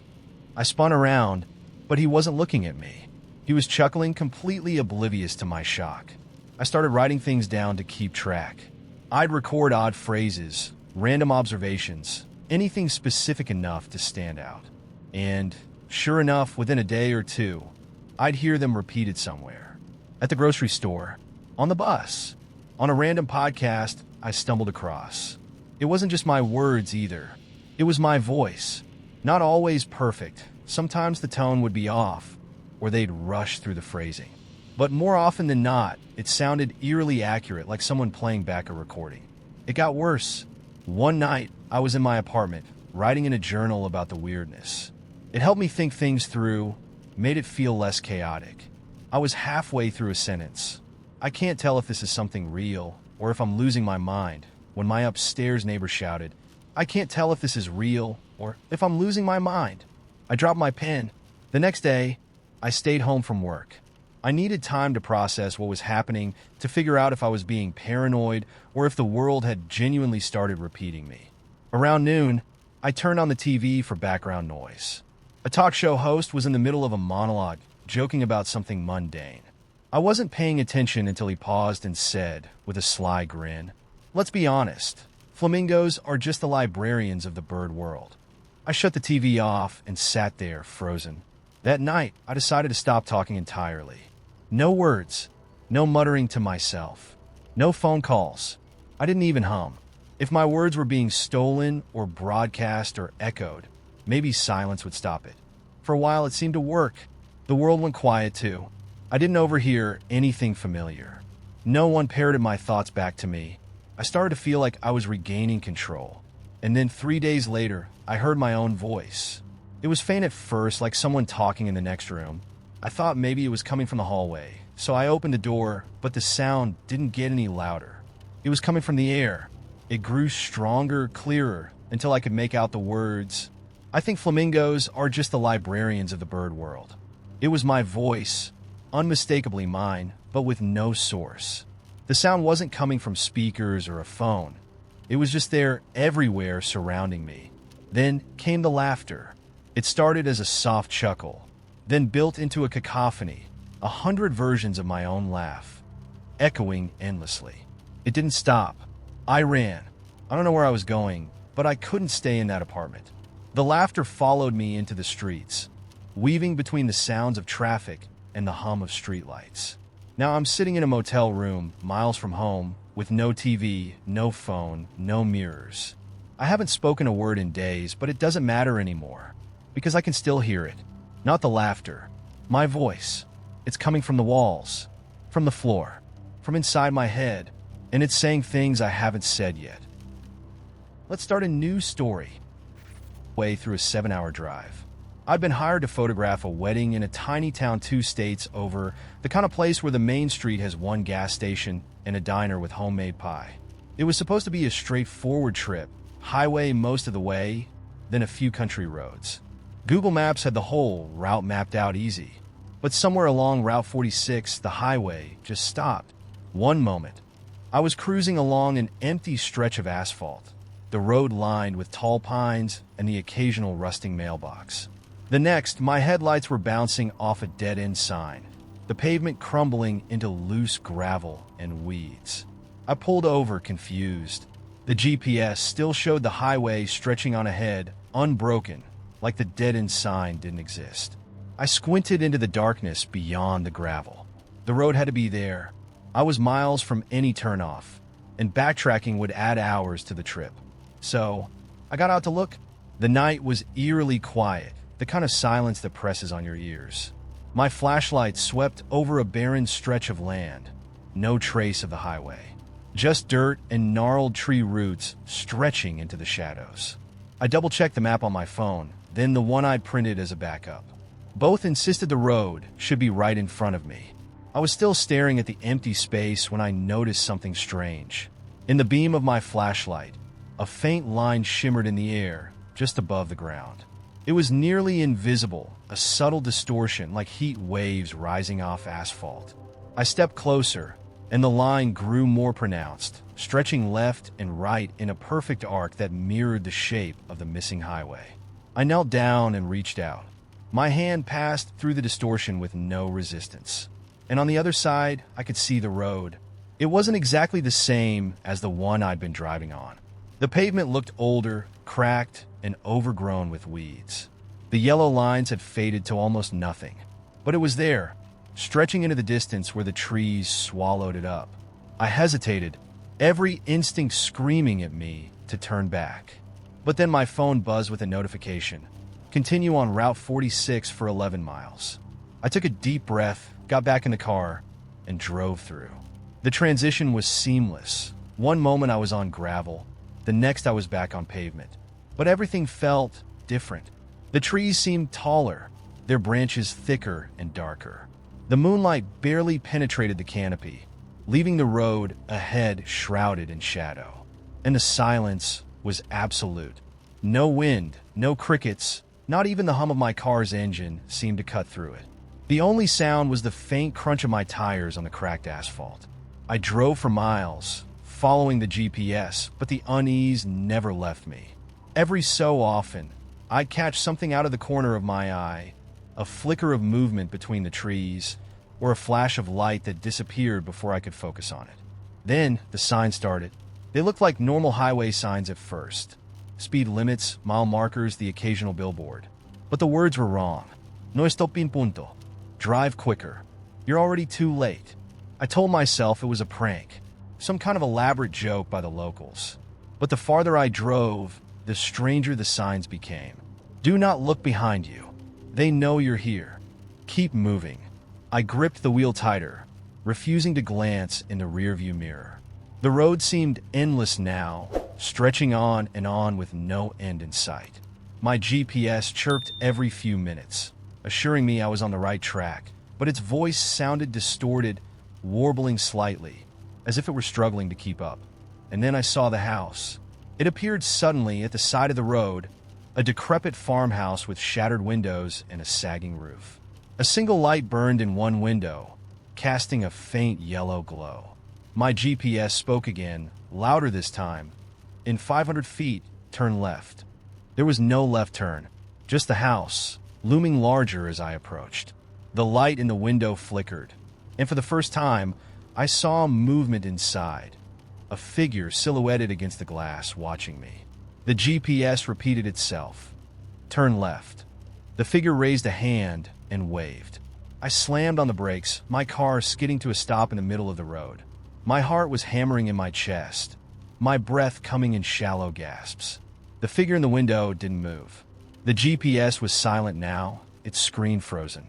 I put the car in reverse, my tires screeching as I backed away. That's when I noticed the mirrors. My side mirrors, the rear view. Every reflective surface showed something I couldn't see on the road itself. Dozens of figures were standing in the shadows behind my car, their eyes glowing faintly in the dark. And they were getting closer. The GPS came back to life, its voice louder and sharper than before. Turn left. Now. I didn't listen. I floored the accelerator, speeding past the house and into the endless black. The figures in the mirrors didn't follow, but the road didn't get any easier. The signs became more frantic, their words glowing red. You were warned. It's too late. Don't stop. Eventually, the road narrowed, the trees closing in until my side mirrors scraped against their trunks. My headlights flickered, casting warped shadows across the broken pavement. And then, just as suddenly as it began, it was over. I burst out of the trees and onto a normal stretch of highway, smooth and brightly lit. My GPS announced calmly, "In 2 miles, your destination will be on the right." The rest of the drive was uneventful. I made it to the wedding, did my job, and left without telling anyone what had happened. But when I checked my phone later, there was a single notification I couldn't explain. It was from the GPS app, though I hadn't opened it since the drive. Thanks for visiting. Come back soon. Let's start a new story. I first noticed it with my keys. They weren't where I always left them, on the small table by the front door. I found them later that day on the bathroom counter. I told myself I must have been distracted when I got home the night before, maybe tired or juggling groceries. It was small, meaningless, and easy to forget until it happened again. And again. A week later, I was searching for my phone. I could have sworn I'd left it charging in the kitchen. I tore the room apart, checked under cushions and behind appliances. Frustrated, I gave up and grabbed my spare phone. That's when I found the original one sitting on my pillow, perfectly centered as if placed there deliberately. A shiver climbed up my spine, but I pushed it down with a laugh, trying to be reasonable. Maybe I'd walked into the bedroom while on autopilot and left it there. People misplace things all the time. I kept telling myself that. It started happening with other things. The remote control ended up in the freezer. A coffee mug disappeared from my desk and turned up in my car. I blamed stress. I wasn't sleeping well, and work had been relentless. My life was chaotic. Maybe my mind was just trying to keep up. It had to be something like that. Then there were the noises. I heard someone calling my name late at night. A faint, almost whispering "Anna" from outside my window. My apartment is on the 3rd floor. I didn't open the curtains. The next morning, I convinced myself I'd been dreaming. I hadn't even gotten out of bed, so it was probably nothing. Things escalated from there. I was at the grocery store when a man walked past me, smiling. He looked familiar, but not in the casual, maybe I saw him at the post office once way. No, it was deeper, unsettling, like I should know him intimately, but didn't. He stopped by the cereal aisle and tilted his head at me. "You've changed your hair," he said. My blood ran cold. "Do we know each other?" I asked, my voice shaky. His smile faltered. He stared at me like I'd just insulted him. "That's not funny, Anna." Then he walked away, leaving me frozen by the cart. I didn't recognize him, but his tone made it clear that he recognized me. Later that night, I almost convinced myself he'd mistaken me for someone else. Almost. Things started moving faster. One morning, I woke up to find my living room rearranged. The couch had been pushed to the opposite wall, and my bookshelves were bare, every book stacked neatly in the center of the coffee table. My first thought was that I'd been robbed, but nothing was missing. Who breaks into an apartment just to redecorate? When I called the building manager to report it, he sounded bored, as though he didn't believe me. "We've had no other complaints, ma'am. Maybe a friend came by and played a prank." I didn't have any friends who would do that. Hell, I didn't have any friends who even had a spare key. But what could I say? The locks weren't broken, and there was no sign of forced entry. I let it go. What else could I do? After that, I started writing everything down. Dates, times, details, trying to keep a record of what was happening so I wouldn't second-guess myself. Because I was second-guessing myself. It all seemed impossible. How could the bookshelf incident and the misplaced objects be connected? And yet, the more I wrote, the more the patterns seemed deliberate. The notes helped at first. Then they didn't. One night, I came home and found my notebook on the kitchen table. I never left it there. It stayed in my bedside drawer. A chill swept over me as I flipped through the pages and saw entire entries scribbled out with thick, black marker. Not just crossed out, obliterated. Every account of the weird things I'd experienced was gone. But I hadn't done it. I'd been at work all day. I didn't sleep that night. The final straw came 2 days ago. I was walking through the park near my apartment, trying to clear my head. I felt watched, though the paths were empty. A soft wind rustled the leaves, and the sun hung low, painting the world in a surreal golden hue. I heard the faint sound of footsteps behind me, but when I turned, no one was there. I quickened my pace, but the sound followed, soft and steady. A branch cracked to my right, and I whipped around to see a woman standing just off the path. Her face was shadowed by the trees, but her posture was oddly familiar, rigid, like mine whenever I was uncomfortable in public. "Anna," she said. Her voice was low, calm, but there was something wrong about it, like hearing your own voice on a recording. "Who are you?" I asked, my throat dry. She didn't answer. She just smiled faintly, tilted her head, and took a step toward me. The world felt like it stopped. Her movements, her expression, it was like watching an echo of myself. I stumbled back and ran. When I got home, I locked every door and window, checked them twice, and collapsed on the couch. My phone buzzed with a notification. A text from an unknown number. Just 3 words, "You're not alone." I wanted to scream, but the sound died in my throat. That night, I dreamt I was in my apartment, but everything was slightly off. The furniture was reversed, the light switches in the wrong places. Someone was standing in the corner, facing away from me, humming a tune I didn't recognize. When I asked who they were, they turned to look at me. It was me. I woke up drenched in sweat, heart racing. But the strange part? The hum from my dream didn't stop. I could hear it, faint and steady, coming from somewhere inside my apartment. I checked every room, but there was no one there. Only the hum. I don't know what's real anymore. The sounds, the people, the changes in my home, maybe they're all coincidences, or maybe my mind is fracturing. But the more I try to convince myself of that, the more I notice things I can't explain. Like how the hum seems to follow me, or how my reflection sometimes lingers a little too long when I look away from the mirror. And now, as I sit here writing this, I swear I can hear someone moving in the next room. Let's start a new story. The first time I saw the woman, I was in the middle of a sales call, pacing around my tiny apartment with the headset digging into my ear. She was standing in the courtyard below, wearing a pale green dress that fluttered in the breeze. Her face was turned toward the sky, and her lips were moving as though she were speaking to someone. But no one was there. I wouldn't have given her a second thought if she hadn't been there again the next day. Same spot, same green dress. This time, she was holding a piece of chalk, drawing something on the concrete. I leaned closer to the window, craning my neck to get a better look. The drawing was intricate, a series of looping, geometric patterns that reminded me of crop circles. I had a meeting to prepare for, so I didn't think much of it at the time. People in the city are weird. Eccentricity is just part of the scenery. But by the 3rd day, when I saw her standing there again, I started to feel uneasy. She was closer to my building this time, directly beneath my window. Her head was tilted back like she was trying to make eye contact with me through the glass, even though I was sure she couldn't see me. Her lips moved silently, forming words I couldn't hear. It felt wrong, like she was calling out to me without sound. I stepped back, letting the curtain fall, and spent the rest of the day pretending it hadn't happened. That night, I couldn't sleep. The image of her face kept flashing in my mind. Her wide, dark eyes, her expression caught somewhere between pleading and knowing. Around 3 a.m., I gave up and went to the kitchen for water. As I passed the window, I stopped dead. She was still there, not standing in the courtyard this time, but sitting cross-legged on the pavement, staring up at my window. She didn't move, didn't blink, and the chalk drawings around her glowed faintly in the moonlight. I didn't sleep at all that night. The next morning, I called the building manager. "There's a woman loitering in the courtyard," I said, trying to sound casual.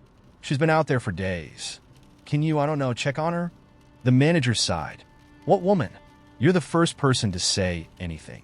"She's right outside. She's there every day," I insisted, pacing back and forth.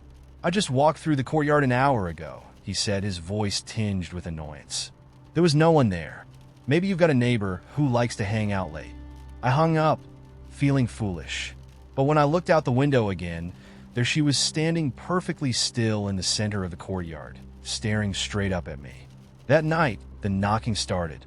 At first, it was faint, just a soft tap, tap, tap at the window. My apartment is on the 4th floor, so it didn't make sense. But the sound was unmistakable, knuckles rapping against glass. I didn't look. I told myself it was a branch or the wind or maybe even my imagination. But the knocking didn't stop. It grew louder, more insistent.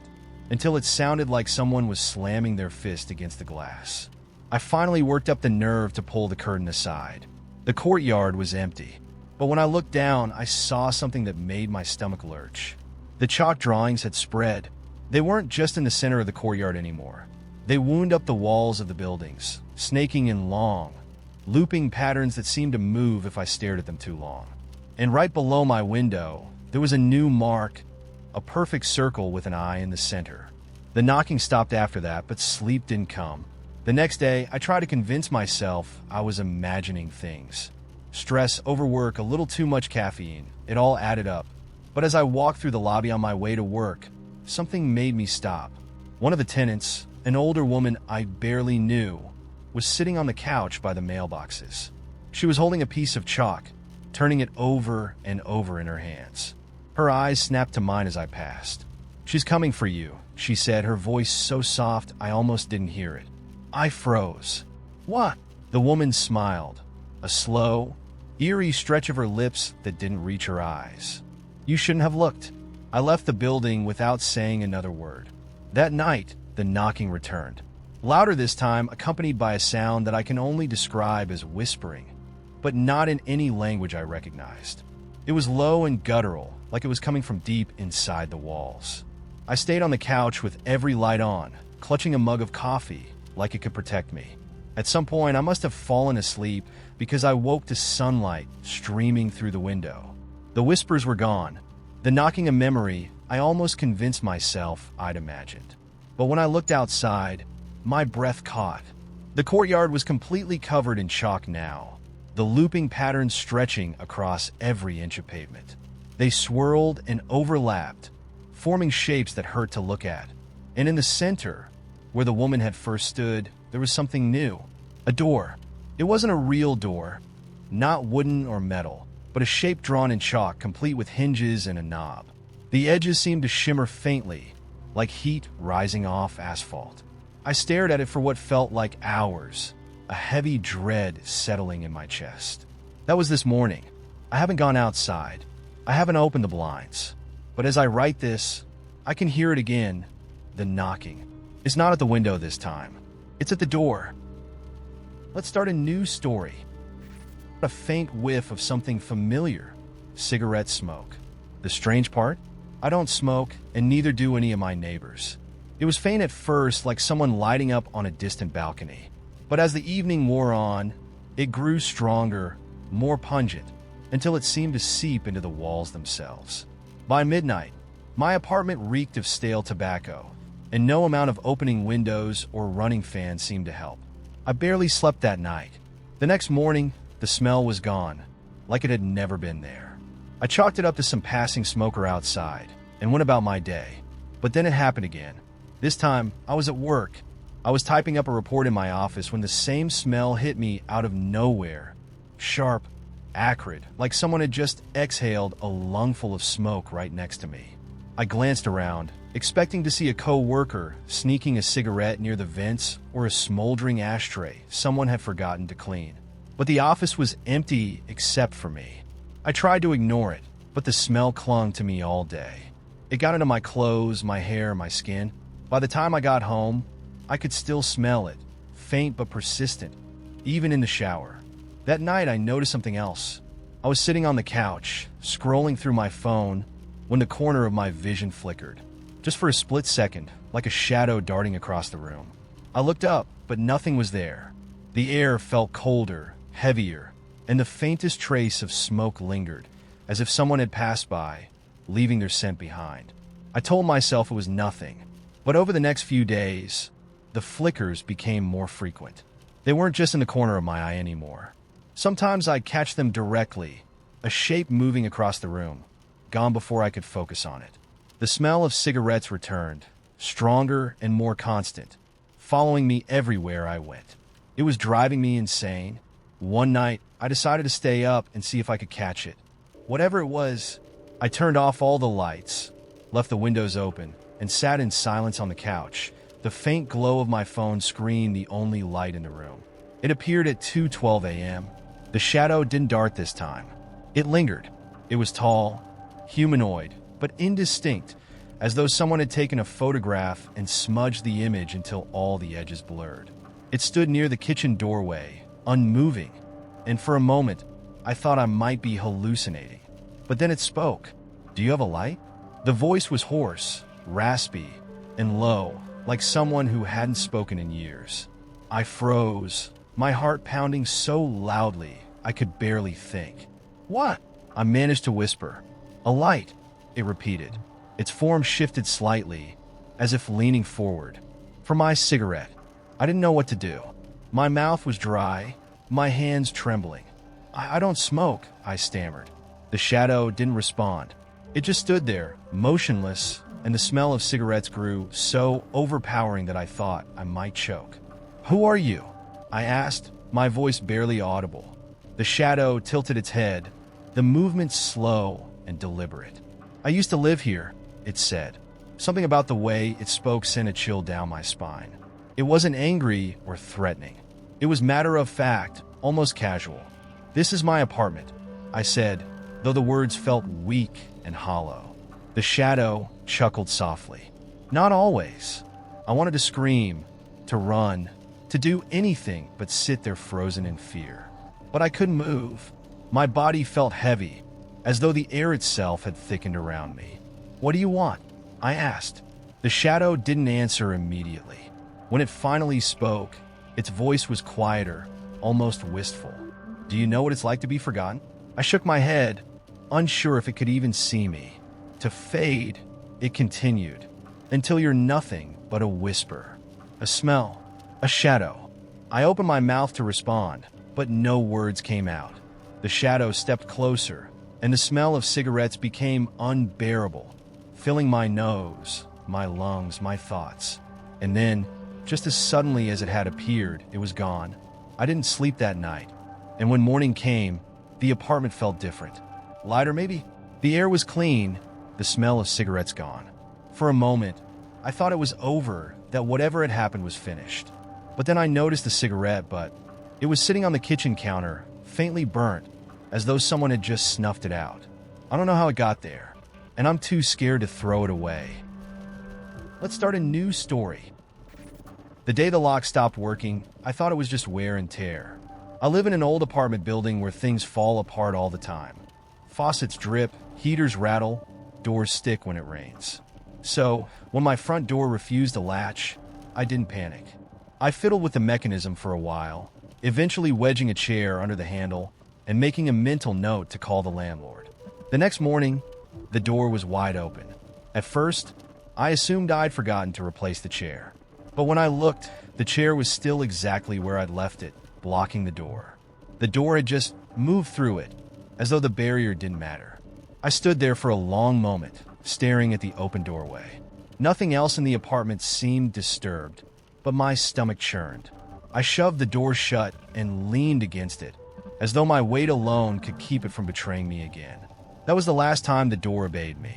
By the end of the week, it had stopped staying closed altogether. No matter how carefully I locked it or how many heavy objects I propped against it, I'd always find it ajar when I returned home. Once, I came back to find it hanging open in the middle of a thunderstorm, rain pooling on the floor and soaking the rug. "Maybe it's a draft," my landlord suggested when I called him. "Old building like this, the air pressure shifts and pulls the door open." "It's locked when it happens," I said. He promised to send someone to look at it, but no one ever came. It wasn't just the door. A week after it started, I noticed the windows wouldn't stay shut either. I'd latch them before bed, only to wake up to freezing air pouring into the room. I taped them shut, hammered nails into the frames, did everything I could think of, but the next night, they'd be open again. At first, I thought it was kids or a prank, but nothing was ever taken. Nothing was ever out of place. It was as if the locks themselves had stopped recognizing my authority. Then the knocking began. It wasn't at the door or the windows. It came from inside the apartment, 3 sharp raps, always from a different place. Sometimes it was the kitchen, sometimes the bathroom, sometimes the closet. Always 3 knocks, evenly spaced. I tried ignoring it, but that only seemed to make it worse. The knocks came more frequently, louder each time, until the sound filled the entire apartment. I called the landlord again, my voice shaking, but he just laughed. "I'll send someone," he said, though we both knew he wouldn't. One night, I decided to knock back. The knocking came from the hallway closet this time. I stared at the door, my pulse pounding in my ears, and then I raised my fist and rapped 3 times. The silence that followed was thick, expectant, like the building itself was holding its breath. Then, from inside the closet, came the faint sound of someone laughing. I didn't open the door. I barely slept that night, jumping at every creak and whisper of wind. By morning, I'd made up my mind to move out, but the apartment didn't want me to leave. When I started packing, I found my things rearranged. Boxes I'd taped shut came undone, clothes folded neatly back into drawers. My suitcase, which I left by the door, disappeared entirely, only to reappear hours later in the bathtub, filled with water. The night before I was supposed to leave, I heard footsteps. They were slow, deliberate, pacing the length of the apartment. I locked myself in the bedroom, gripping a lamp like a weapon, but the sound didn't stop. It grew closer and closer until it was just outside the door. The knob turned. The door didn't open. It couldn't. I'd wedged a chair under the handle, but the knob turned back and forth as though someone was testing it, waiting for me to let them in. The next morning, I ran. I left everything, furniture, clothes, even my laptop, and booked a room at a cheap motel on the other side of town. That should have been the end of it. But last night, when I returned to the motel after work, I found the door to my room standing wide open. Inside, on the bed, was my suitcase, the same one that had vanished from my apartment. And next to it was a single piece of paper with 3 words scrawled in familiar jag handwriting. "You're still home." Let's start a new story. Conversations, muffled and unintelligible, like a radio playing in another room. I would pause whatever I was doing, brushing my teeth, cooking dinner, scrolling my phone, and strain to listen. The voices would fade just enough for me to think I'd imagined them, only to swell again, louder, closer. At first, I thought it was my upstairs neighbor. Thin walls, I reasoned, cheap apartments. But when I went upstairs to investigate, I found the apartment empty, a "for rent" sign taped to the door. The property manager confirmed the place had been vacant for months. The voices weren't constant. They came in waves, at unpredictable times, but they always had the same quality, distant, like a memory trying to surface. Sometimes I thought I heard my name.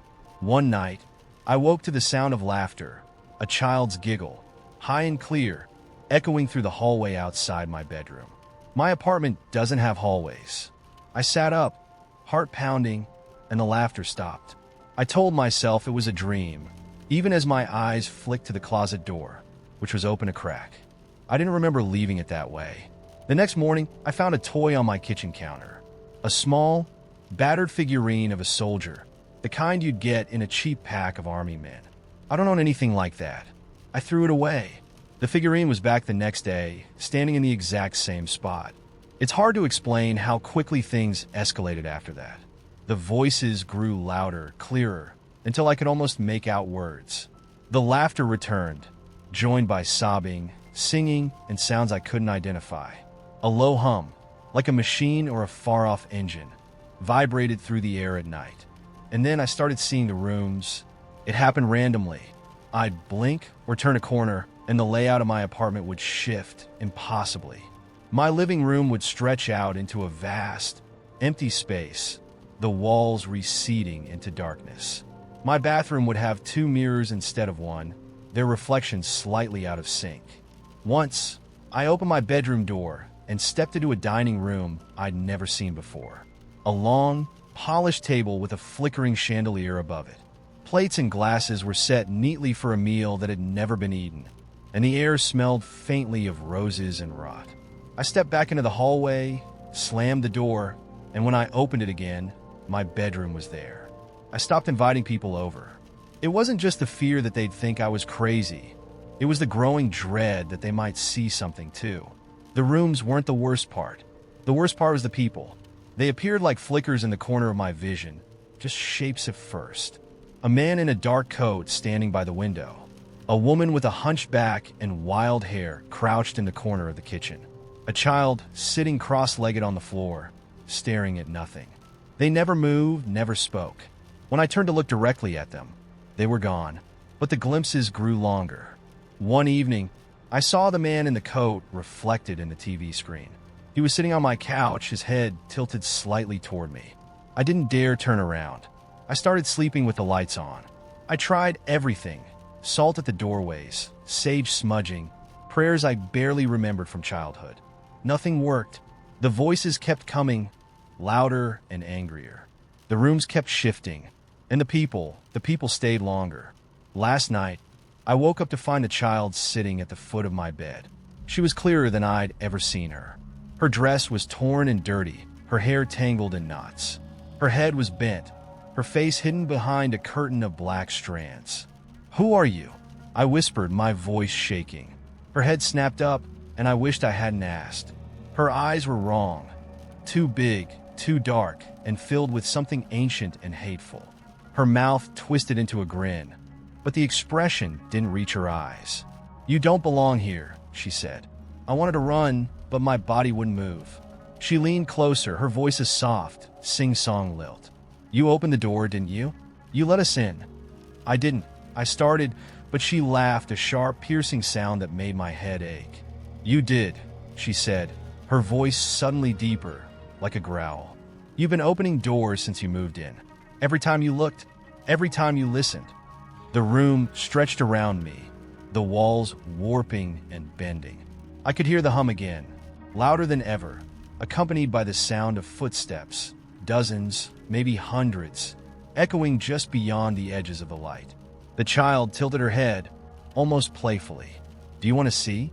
Before I could answer, the light above me flickered out. I don't know how long I sat there in the dark, surrounded by the hum, the footsteps, and the whispers. When the lights finally came back on, the child was gone. But the doors, so many doors, had appeared on the walls of my apartment.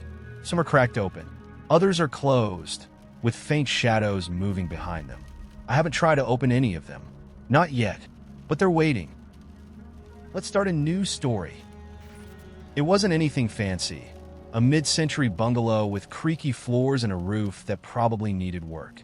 The rent was dirt cheap, and I was too broke to ask why. The landlord handed me the keys with an apologetic smile, muttered something about privacy, and drove off without so much as a welcome packet. I liked the quiet at first. The house was at the edge of a small town, backed by a dense line of trees. I didn't have neighbors to worry about, and the only noise came from the occasional squirrel or bird. It was peaceful in a way I hadn't realized I needed. Then, on the second night, I heard the knock. It came at 3:12 a.m., 3 sharp raps on the front door. Half asleep, I shuffled to the entryway and peered through the peephole. Nobody. The porch light illuminated nothing but an empty driveway and the dark outline of the woods beyond. I stood there for a moment, waiting for a follow-up, but none came. Probably just the wind, I told myself, and went back to bed. The next night, the knock came again. Same time, same pattern. This time, I opened the door, expecting to find a raccoon or some neighborhood kid pulling a prank. But there was no one, just the night air, cool and still, pressing against me. I started locking the deadbolt religiously after that. On the 4th night, the knocks came from the back door. By now, I was fully awake when it started. The sound was sharper, more deliberate, as if whoever or whatever was on the other side wanted me to know they weren't going away. I grabbed the heaviest thing I could find, a rusty wrench, and crept into the kitchen. The back door's window looked out onto the tree line. The porch light flickered, throwing faint shadows across the yard. I squinted into the darkness, but no one was there. Still, I didn't sleep. The next morning, I found the scratches. 3 long, jagged marks carved into the wood of the back door, as though someone had dragged their nails, or claws, down its surface. The marks were deep, splintering the paint and exposing raw wood underneath. I called the landlord, but he didn't answer. I called again, left a voicemail. No response. That night, I braced myself. I didn't bother trying to sleep. I sat on the couch with the lights on, the wrench resting in my lap. Midnight passed, then 1 a.m., then 2. At 3:12, the knocking came again. It wasn't the front door or the back door this time. It was the window in the living room. My stomach twisted as the raps echoed through the house, impossibly loud. 3 knocks, like a fist pounding on glass. I turned slowly, my breath catching in my throat. The curtains were drawn, but I could see a faint silhouette beyond them. Tall, motionless, watching. "Who's there?" I called, my voice trembling. No answer. The knocks came again, harder this time, rattling the window in its frame. I stood, gripping the wrench so tightly my knuckles ached. "I'm calling the police." The knocking stopped. I stared at the curtain, waiting for movement, but the silhouette didn't budge. Finally, I mustered the courage to pull it back, ready to swing if I had to. There was nothing. No one. The porch light flickered again, and I swore I saw something, just for a second, a figure disappearing into the trees. The next morning, I found more scratches. Not on the doors this time, but on the walls of the house, just below the windows. 3 marks again, long and deliberate, like something had been circling the house. I spent hours researching wildlife in the area. Bears? Wolves? Anything that could explain it. But none of the scratches matched. When I called the landlord again, he finally answered. "Did someone break in?" he asked, his voice flat. "No," I said, my frustration boiling over. "But something's been knocking on my doors, scratching the house. What the hell is going on?" There was a long pause on the other end. "It'll go away," he said finally. "Just don't answer." "What do you mean, don't answer?" "What is it?" Another pause, then softer. "Whatever you do, don't let it in." I wanted to scream at him, demand an explanation, but he hung up before I could say another word. That night, I didn't sleep again. At 3:12, the knocks came, louder and more frantic than before. They moved from the front door to the back, then to the windows, circling the house like a predator testing its prey. And then, for the first time, it spoke. "Let me in." The voice was low and gravelly, layered with something that sounded like static. It wasn't a question, it was a command. My hands shook as I clutched the wrench. "Go away," I shouted. The voice came again, closer this time. "Let me in." The knocking turned into pounding, rattling the walls of the house. The windows trembled and the lights flickered, plunging the room into darkness for half a second before snapping back. I bolted for the bedroom, slammed the door shut, and shoved a chair under the handle.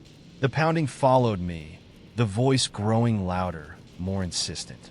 "You have to let me in."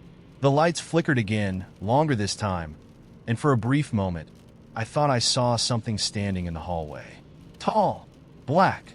Its eyes glowed faintly, like embers. The pounding stopped. The silence that followed was worse. For hours, I sat in the dark, clutching the wrench, waiting for the next sound. But nothing came. The next morning, the scratches were everywhere. Every door, every window. Even the walls inside the house bore the same 3 jagged marks, as though the thing had been inside with me all along. I don't think I can stay here much longer, but I'm afraid that wherever I go, it will follow. And I don't know how much longer I can resist letting it in. Let's start a new story. The kind of things you shrug off and forget by morning. The first time it happened, I was sitting in my living room scrolling through my phone when I noticed the clock on the wall was wrong. It showed 11:42 p.m., but the last time I looked at it, seconds ago, it seemed it had been 9:30. I blinked at it, confused, but my phone said the same thing, 11:42. 2 hours just gone. I laughed it off at first.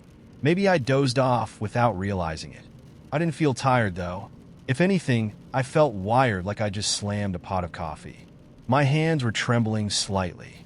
I stood up and stretched, half expecting to feel the stiffness of a long nap, but my body felt fine. Too fine. My muscles weren't sluggish. My head wasn't foggy. It was as if my body had been awake and active the whole time, but I had no memory of it. The second time it happened, I wasn't alone. My friend Eric and I had gone out for drinks. We were laughing at something stupid when I blinked, and suddenly we were in my car. It was parked outside my apartment, and Eric was staring at me, his face pale. My hands were on the steering wheel, the keys still in the ignition. I didn't remember leaving the bar, let alone driving home. "Dude, are you okay?" Eric's voice cracked as he spoke, his usual bravado gone. "You were acting weird back there." Like really weird. I tried to brush it off, but my heart was racing. What do you mean weird? He hesitated. You weren't talking. You just got up, left cash on the table, and walked out. I had to chase you to the car. You didn't say a word the whole drive. I didn't know what to say. My hands gripped the wheel so tightly they ached. I couldn't remember any of it. The bar, the walk, the drive, but there we were. Eric was looking at me like I'd grown a second head. I must have been more drunk than I thought. Eric frowned. You didn't seem drunk. The next few days were uneventful, but the unease lingered.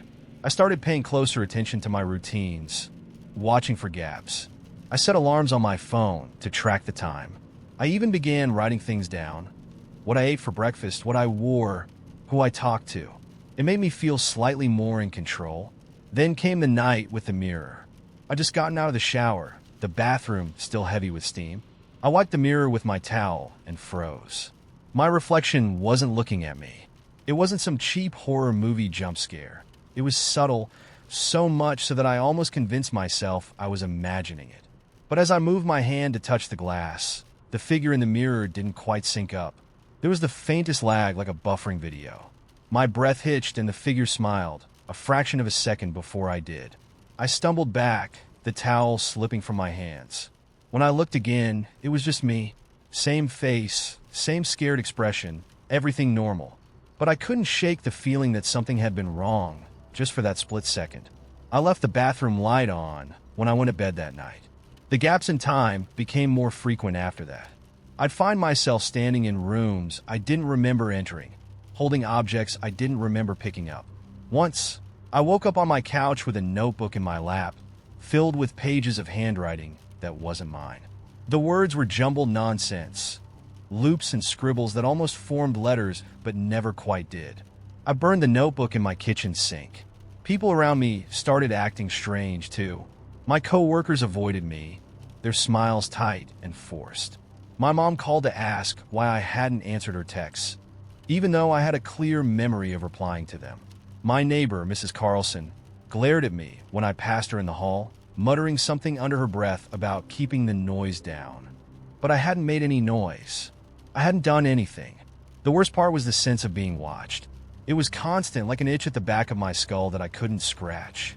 At first, I thought it was paranoia. I stopped using my laptop's webcam, put tape over the lens on my phone. But it didn't help. The feeling wasn't external. It was inside me, deep in my bones, a creeping certainty that something was observing me from the inside.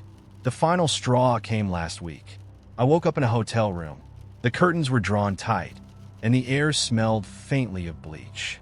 My clothes were neatly folded on a chair, and my phone was sitting on the nightstand dead. I didn't recognize the room, didn't know how I'd gotten there. When I checked the date, my stomach dropped. 3 days were gone. 3 entire days, wiped clean. I stumbled out of the hotel and into the blinding daylight, heart pounding. My car was parked outside, but the gas gauge showed almost empty. I'd been driving, but where? Why? I drove home in a daze, half expecting the police to show up at my door, accusing me of some crime I couldn't remember committing. My apartment felt alien when I walked in, like someone had been there while I was gone. Nothing was out of place, but the air felt wrong, charged. I found a single piece of paper on my kitchen table. It wasn't handwritten, just a plain, typed note. For words, we're not done yet. I don't know who left it. I don't know who we are. I haven't told anyone. Not Eric, not my family, not the police. What could I even say? That I'm losing time, losing control? That I'm afraid of my own reflection? That I don't think I'm alone in my own head? I've tried staying awake, drinking coffee until my hands shake, but it doesn't matter. When the blackouts come, they take me anyway. The worst part isn't the fear, it's the waiting. Waiting to find out what I'll do next, what we will do, and knowing that I'll never be able to stop it. Because the truth is, I don't think I'm being controlled from the outside. Whatever's doing this. Let's start a new story. The day I met Emily, she told me I was going to die. It wasn't a threat, not even a prophecy. Just a flat, factual statement, like she was commenting on the weather or the price of eggs. I had been stocking the shelves at Pearson's Hardware, minding my business, when she appeared in the aisle, holding a chipped ceramic mug with a sunflower painted on it. "Do you believe in fate?" she asked, without preamble. I turned confused. Customers rarely talked to me unless they needed help finding something. "Sure," I said, setting a stack of screws on the shelf. She studied me, her sharp green eyes cutting through the haze of my half-shifted mind. She was dressed like she'd just wandered in from a camping trip, scuffed boots, an oversized sweater, her hair in a messy braid. "You'll be dead by the end of the year," she said, "if you don't do something about it." "Excuse me?" I straightened up, suddenly aware of how small the aisle felt. "You're living on borrowed time," she continued, as if we were discussing the weather. She tilted her head. "That doesn't bother you?" I wasn't sure if I should call my manager or laugh. "Lady, are you okay?" She sighed, almost annoyed, and placed the mug on the nearest shelf. "No one ever listens at first," she muttered. Then, louder, "You have until December. I suggest you get started." "Started on what?" I asked, half to humor her, half because I was genuinely curious where this was going. "Fixing what's broken," she said simply. Then she turned and walked out of the store. I didn't follow her. I didn't even report her to my manager. By the time I finished my shift, I had mostly forgotten about her. People are weird sometimes. You let it go. But Emily wasn't done with me. She showed up again 2 weeks later, this time at the diner where I worked weekends. She didn't say anything this time, just sat in a booth near the window, watching as I carried plates of pancakes and refilled coffee cups. When I finally went over to ask if she wanted something, she handed me a folded piece of paper. "Call me when you're ready," she said, before slipping out the door. I waited until my shift ended to unfold the note. It was a phone number, written in neat block letters and one line of text. Not every thread could be mended, but some can be rewoven. I threw it in the trash, but Emily didn't disappear. She started appearing everywhere, standing across the street as I walked to the grocery store, sitting on a park bench outside my apartment building, leaning against the wall at the laundromat. She never spoke, just watched. It was unnerving, sure, but I couldn't figure out what she wanted. She didn't seem threatening. If anything, she seemed patient. By October, I was starting to unravel. My nights were filled with strange dreams. Falling clocks, shadowy figures tugging at ropes that bound me, voices whispering my name. One morning, I woke with the distinct sensation that someone had been in my room, though the door was locked and nothing was missing. I called Emily's number that afternoon. "About time," she said when she answered, her tone equal parts smug and relieved. "Meet me at the train station. Bring a jacket." The train station wasn't far, but it felt like a different world. Emily was waiting by the platform, leaning against a post, her breath visible in the crisp autumn air. She tossed me a paper cup of coffee as I approached. "You ready to listen now?" she asked. "Sure," I said, though I wasn't. "Tell me what this is all about." She gestured for me to follow her, leading me to the far end of the platform where no one else stood. "People like you are rare," she said as we walked.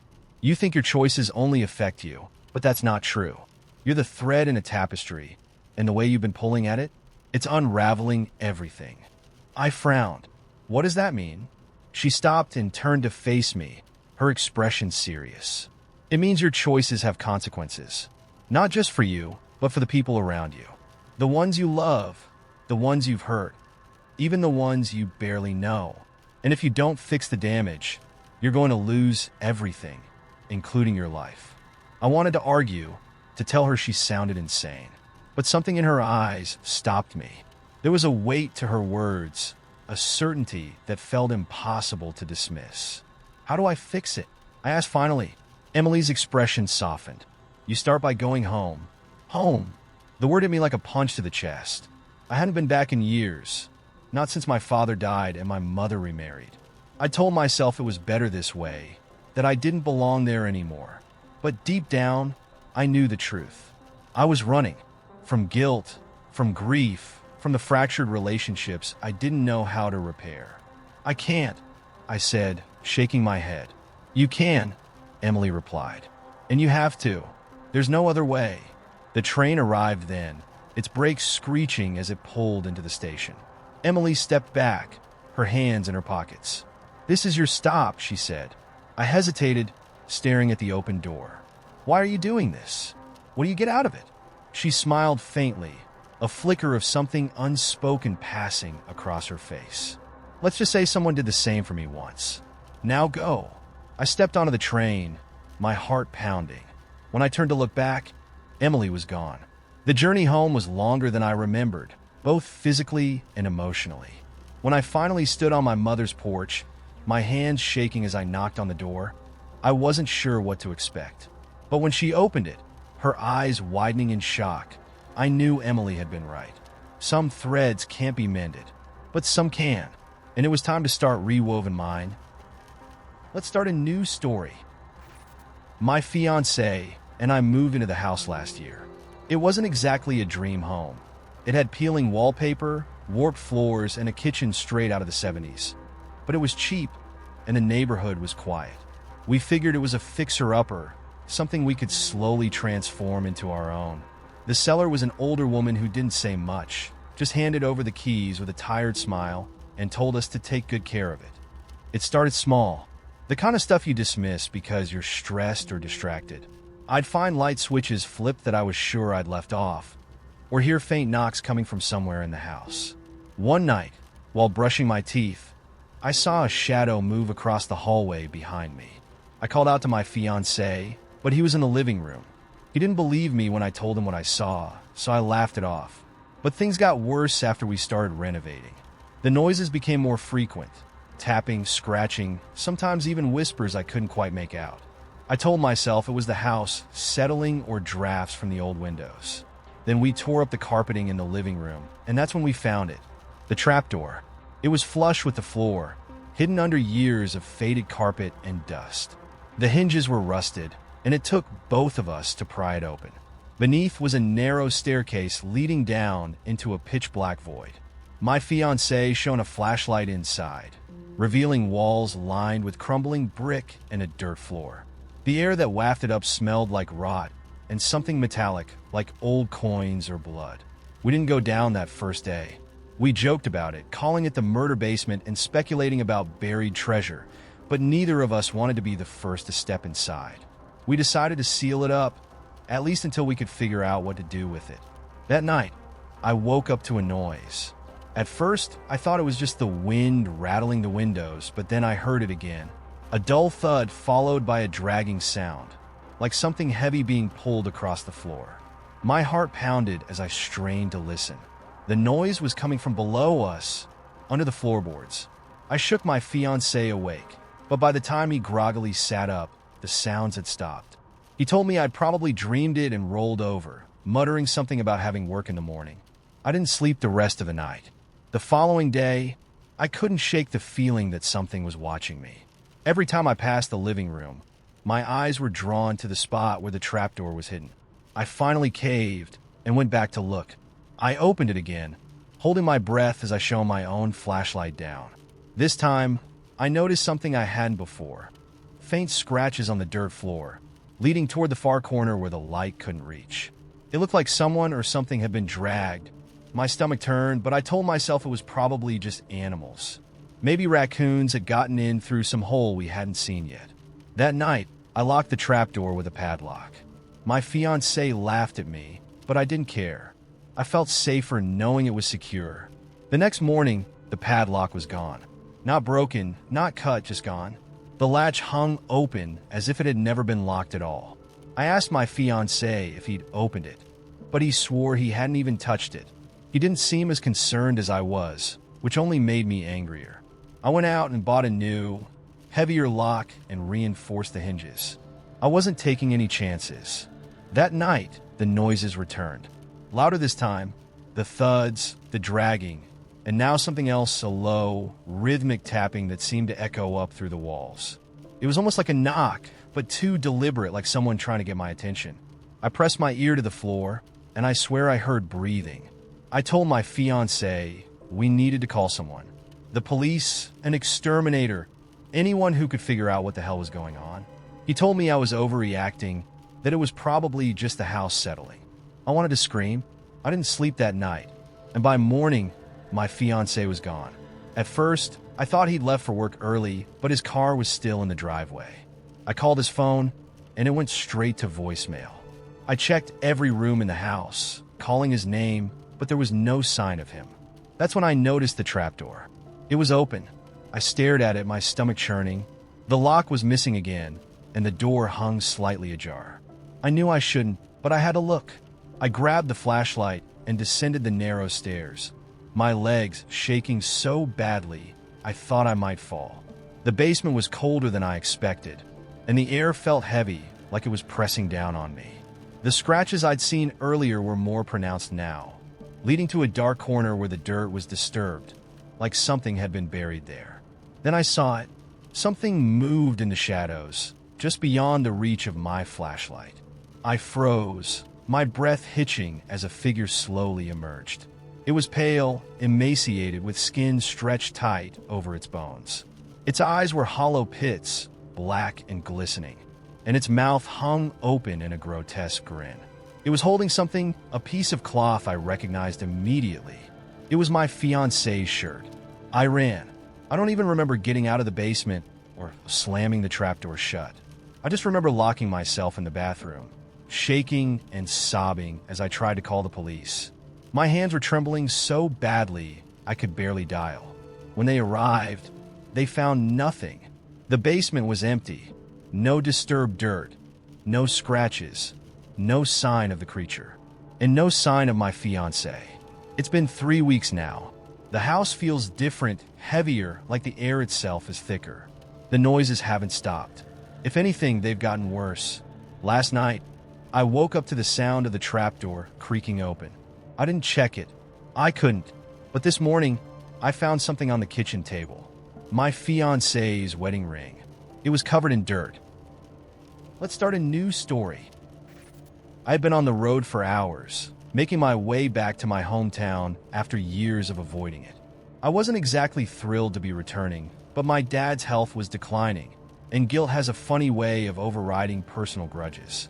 I stopped at a gas station just off the highway to stretch my legs and grab a coffee.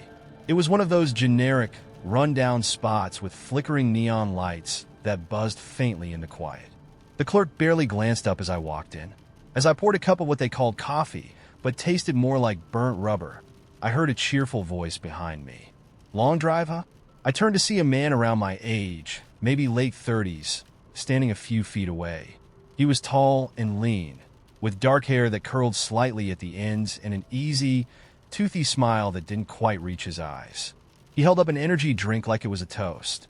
I swear these things keep me alive on road trips.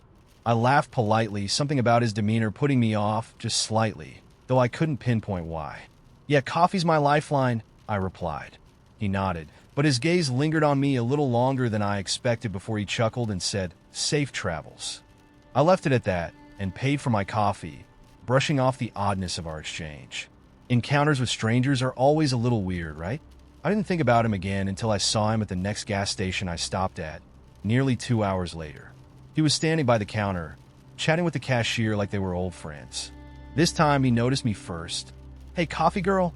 Small world. His voice was just as friendly, but something in his expression made me uncomfortable. It was like he recognized me, really knew me, even though that was impossible. Still, I smiled faintly and gave him a polite nod, chalking it up to coincidence. The highway only had so many stops, after all. But then it happened again. I stopped at a fast food place another hour down the road, and there he was in the drive-thru line. He didn't notice me this time, but seeing him 3 times in one day made my stomach twist. Maybe he was just heading in the same direction. Maybe I was being paranoid. I told myself it was nothing and pushed it out of my mind. By the time I got to my hometown, I'd almost forgotten about him.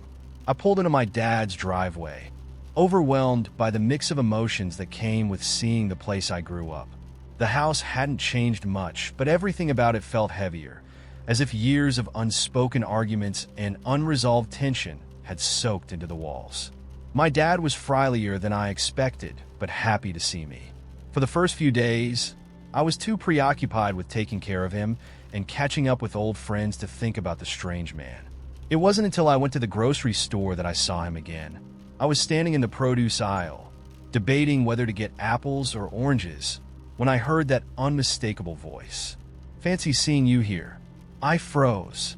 He was leaning casually against a display of potatoes, holding a bag of chips like it was a prop in some bizarre play.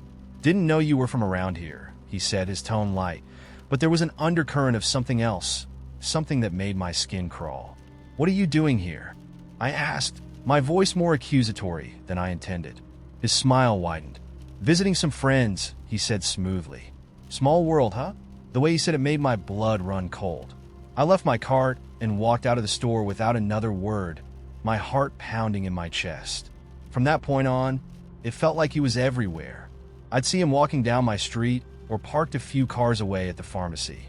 Once, I even caught him sitting in a booth at the diner my dad loved, sipping coffee and reading a newspaper like he belonged there. Every time, he acted like it was a chance encounter, his cheerful demeanor never wavering. But his eyes, they were too focused, too knowing. Then there were the comments.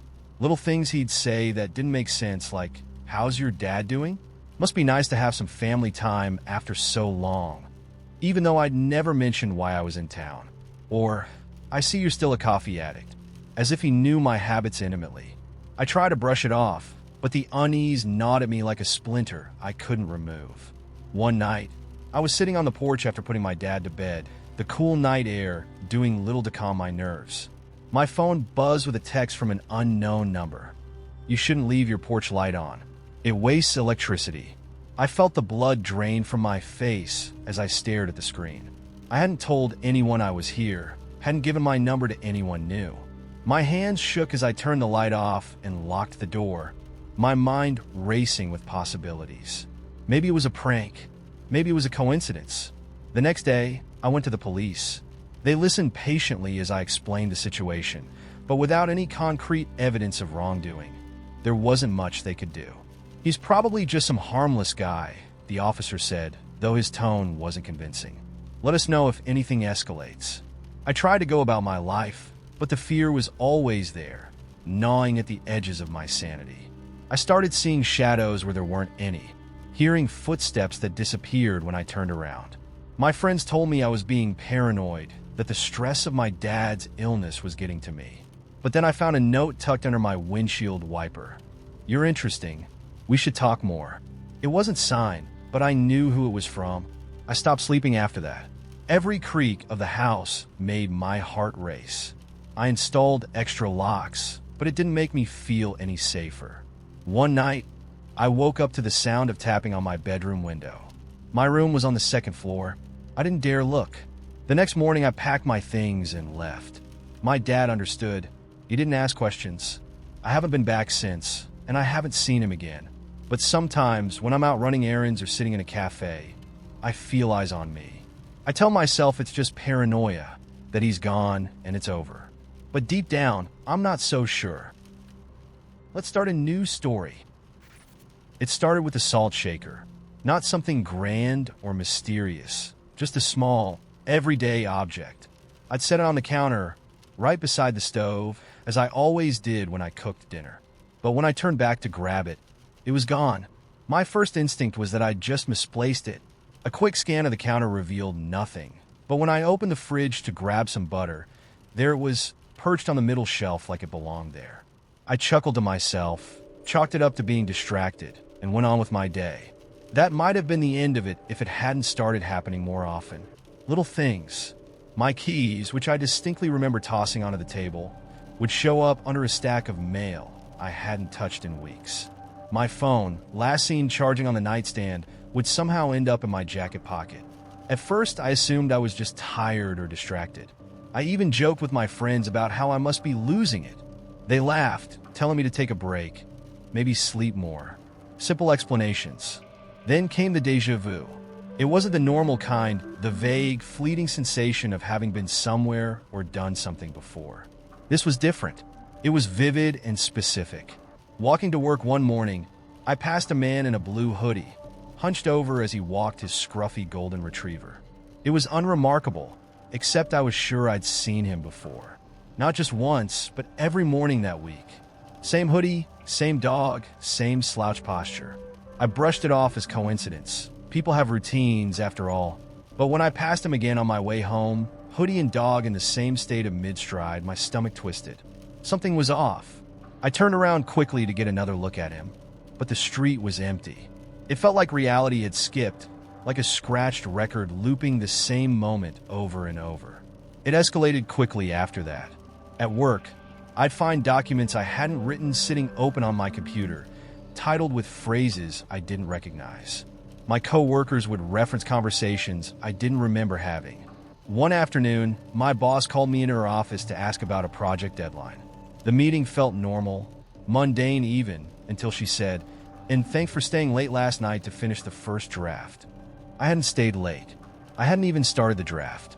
But when I went back to my desk, the file was already saved on my computer, timestamped for 11:43 p.m.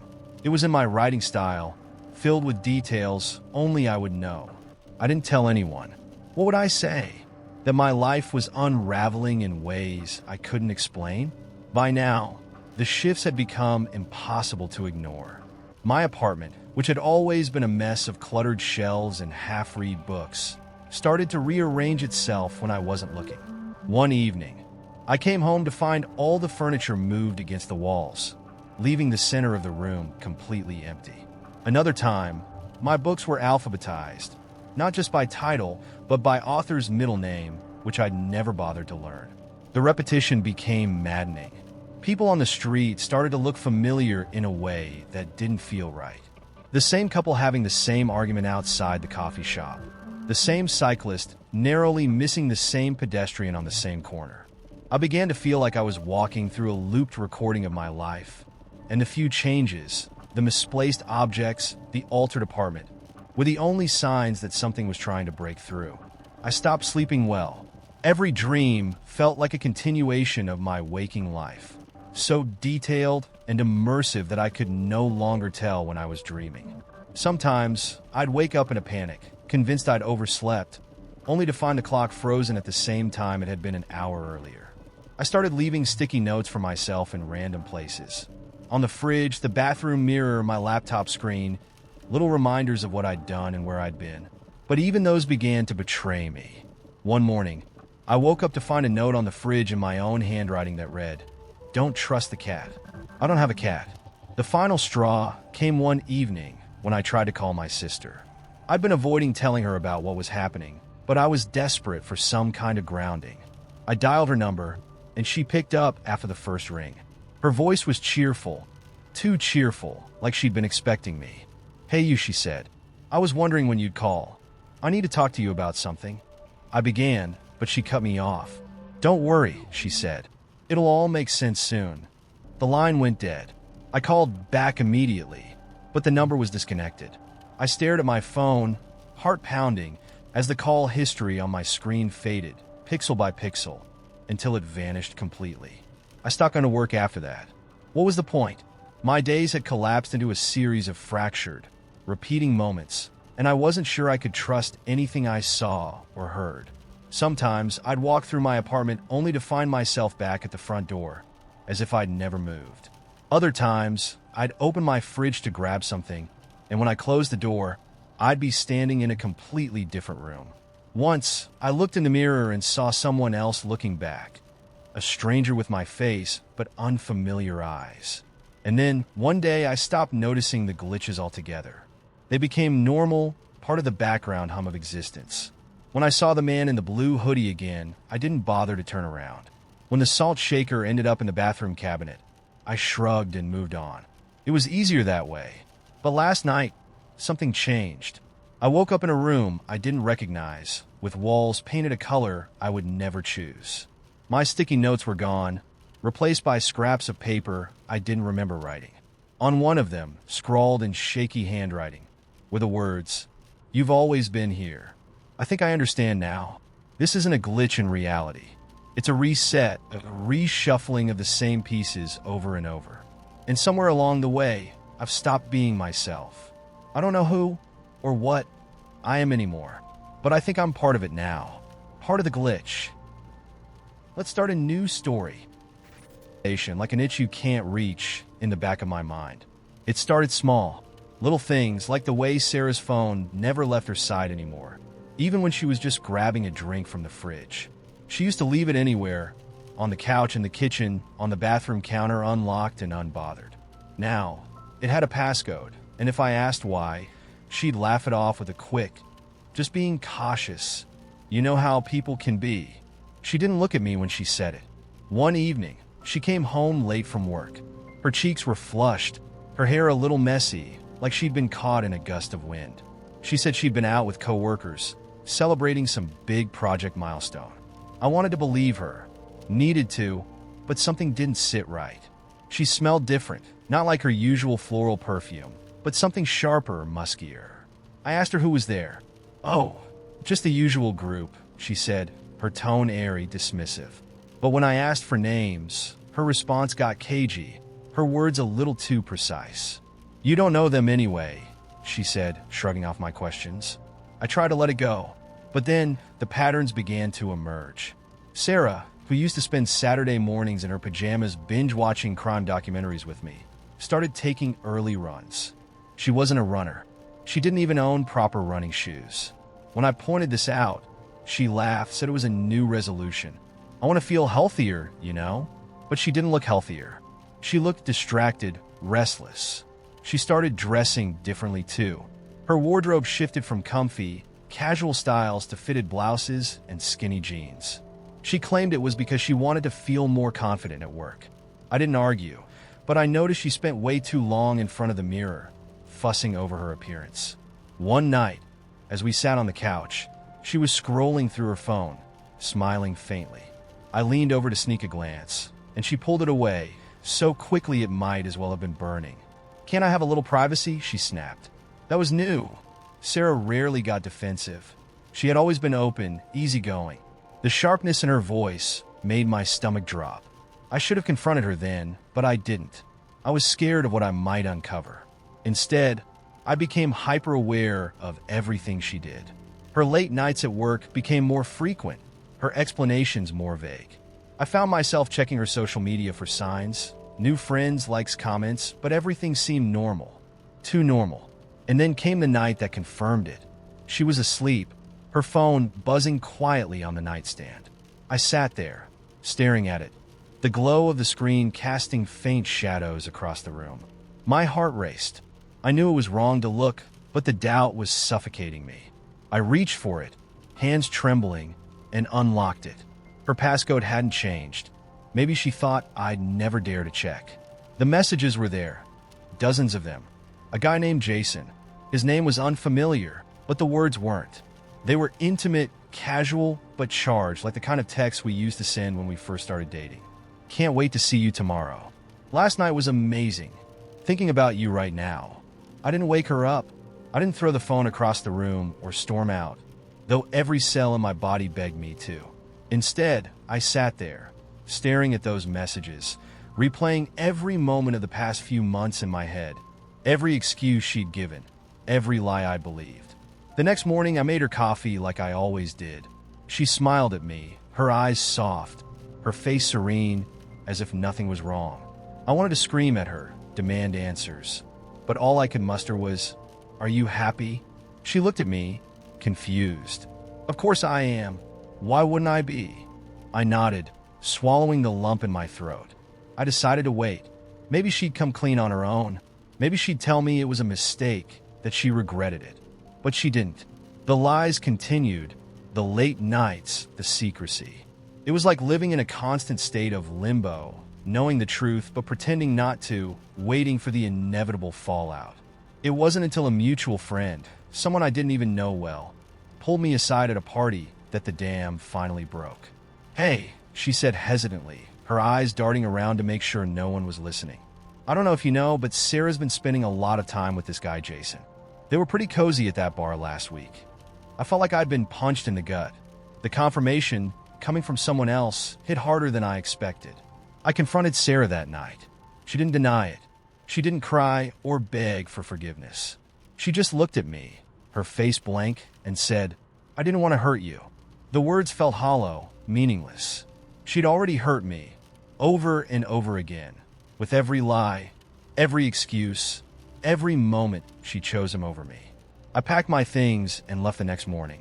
Looking back, the signs were all there, subtle at first, then glaringly obvious. I ignored them because I wanted to believe in her, in us. I wanted to believe that the woman I loved wouldn't betray me. But people change, or maybe they just reveal who they've always been. Either way, I learned a hard truth. Love doesn't always mean loyalty. Sometimes it's just a mask for something far uglier. Let's start a new story. It started with a teaspoon. I was making tea one evening, mindlessly stirring the sugar into the cup, when the teaspoon slipped from my fingers and clattered onto the counter. I leaned down to pick it up, but it wasn't there. I checked the floor, the sink, even the edge of the counter, thinking it might have ricocheted. Nothing. I laughed it off, assuming I just overlooked it, but when I grabbed another spoon and went about my evening, I couldn't shake the weird, nagging sensation that I was being watched. Over the next few days, little things started disappearing. A sock here, a lighter there. Small, insignificant items that you don't notice until you need them. At first, I chalked it up to my own carelessness. Maybe I wasn't paying attention, misplacing things without realizing it. But then I started finding things in places I knew I hadn't left them. My keys in the fridge, my glasses on top of the bathroom mirror, a mug balanced precariously on the edge of my bookshelf. It was unsettling, but I told myself I was just stressed. Work had been hectic, and I'd been sleeping poorly. My brain was probably just playing tricks on me.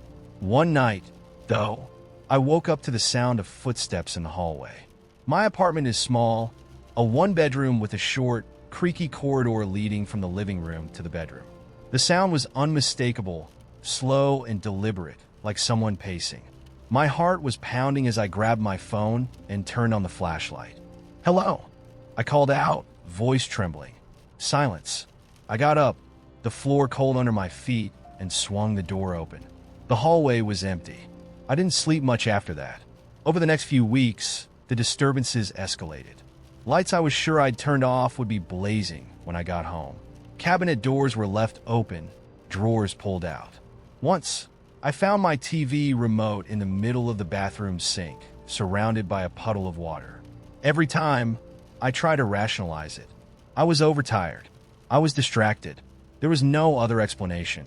One afternoon, I came home to find all the pictures in my living room turned upside down on the walls. My throat went dry as I stared at the frames. There were no signs of a break-in, nothing missing or out of place except the photos. I called my friend Emily, hoping she'd laugh and tell me I was being paranoid, but even she sounded uneasy. "Maybe someone has a key to your apartment," she suggested. "A former tenant or something?" I didn't want to believe it, but I changed the locks anyway. For a few days, things seemed to settle down. I convinced myself it had all been in my head, until I found the scratches. They appeared one morning on the wall next to my bed, thin, jagged lines etched into the paint, as if someone had dragged their nails across it. The worst part was that the scratches weren't random. They formed a pattern, crude but deliberate, almost like letters. I couldn't make out the words if that's what they were, but just looking at them made my skin crawl.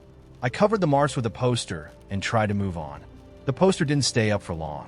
The next night, I woke up to a loud thud, followed by a scraping noise.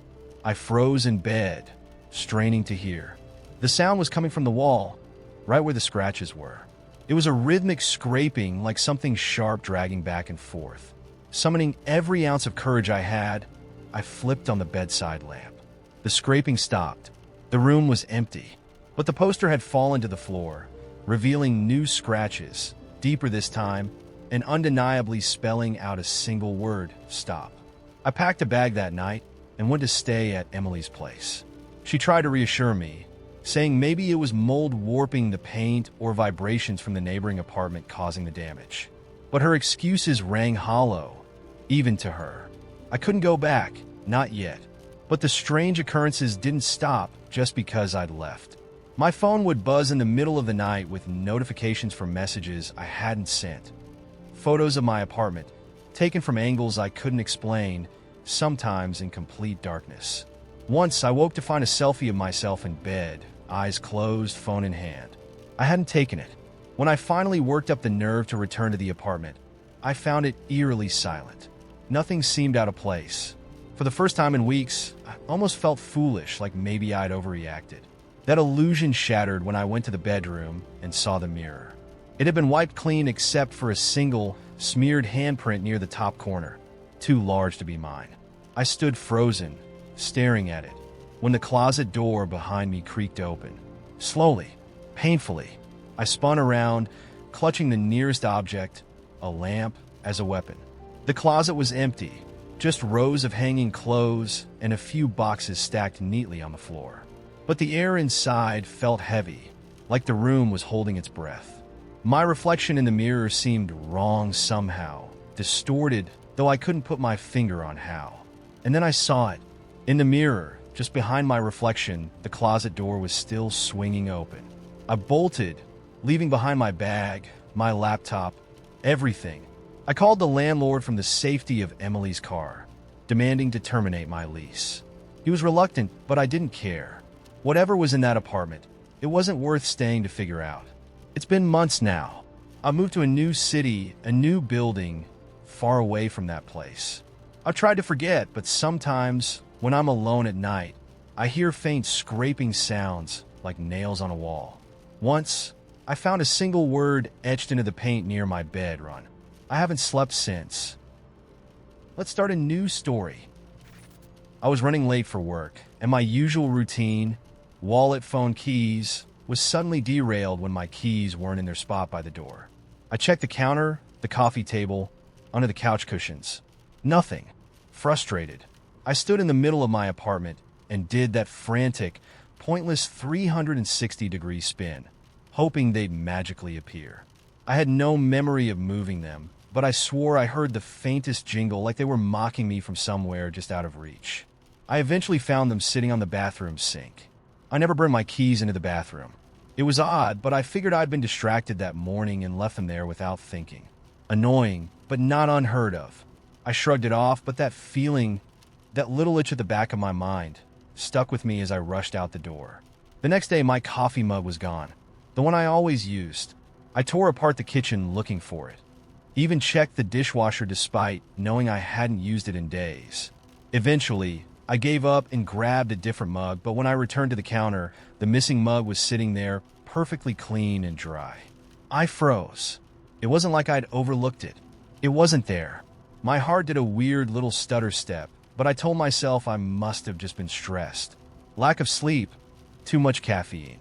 I grabbed the mug, filled it, and told myself to stop being ridiculous. Things kept disappearing after that. Small things. A pair of socks I just folded. A pen I'd been writing with. My phone charger. Always reappearing in places I hadn't looked, or sometimes right back where they should have been after I'd already checked. I started keeping track, thinking I might catch myself in the act of forgetting, but it didn't help. It was when the people in my life started acting strange that I really began to worry. My coworker, Julie, had asked me to grab lunch on Tuesday. She wasn't someone I usually hung out with, but I said sure. We ate, joked about the office gossip, and even made plans to go see a movie that weekend. The next morning, when I tried to follow up about it, she looked at me like I'd sprouted a second head. "What movie?" she asked, like she genuinely had no clue what I was talking about. "The one we talked about yesterday," I said. "You said you wanted to see that horror flick, the one with the creepy doll?" Her smile was polite, but her eyes said she thought I was messing with her.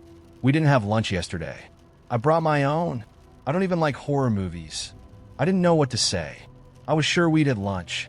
I could remember the conversation word for word. I even remembered what she'd been wearing. But her insistence was unwavering, and it was easier to just nod and mumble something about forgetting. By the end of the week, it wasn't just Julie. A neighbor I waved to every morning suddenly didn't recognize me. The guy at the coffee shop who knew my order by heart stared blankly at me when I asked for the usual. Even my mom called to ask why I hadn't answered her texts in weeks, texts I had replied to the day before. It felt like my life was slipping out from under me. The tipping point came when my reflection stopped matching me. It started small. My movements were just a little off, like a poorly synced video. When I raised my hand, the mirror me hesitated a fraction of a second before following suit. If I leaned closer to examine myself, it didn't quite meet my eyes, like it was focused on something just behind me. One night, after brushing my teeth, I turned off the bathroom light and caught a flicker of motion in the darkened mirror. My reflection's head had tilted, just slightly, as if it were watching me leave. I stood there in the doorway, my hand still on the light switch, staring at the shadowy glass until my chest ached from holding my breath. When I flipped the light back on, it was back to normal. I couldn't shake the feeling that it was biding its time. Things escalated quickly after that. My apartment began to feel off. I couldn't put my finger on it, but the air seemed heavier, like it was pressing down on me. The shadows in the corners stretched a little too far, stayed a little too long. Once, I came home to find all my furniture shifted an inch or two to the left, as if the entire space had been nudged by some invisible hand. I tried calling a friend, desperate for some sense of normalcy, but my phone was acting up. When I dialed her number, the line clicked, then filled with static. Beneath the crackle and hiss, I thought I heard breathing, slow and deliberate. I hung up, but the static didn't stop. It poured out of the phone even after I turned it off, spilling into the room like it was leaking from somewhere deep. I threw the phone across the room. It shattered, but the static didn't stop. The next morning, the phone was back on my nightstand, completely intact. I thought about leaving, but every time I tried, something stopped me. My car keys disappeared, or the elevator got stuck, or I felt so exhausted that I couldn't bring myself to step out the door. It was like the world itself was conspiring to keep me here, a fly trapped in amber. Last night, I woke up to the sound of whispering. It wasn't coming from outside, or even the hallway. It was inside my bedroom, close enough that I could feel the faint vibration of it against my skin. I couldn't make out the words, but the cadence was unsettling, like a language I wasn't supposed to understand. I turned on the light, and the whispers stopped. That's when I saw it. The chair in the corner, the one that was always just a chair, wasn't empty anymore. Something was sitting there. Its shape was human, sort of, but wrong, like someone had sketched a person from memory and got all the proportions just slightly off.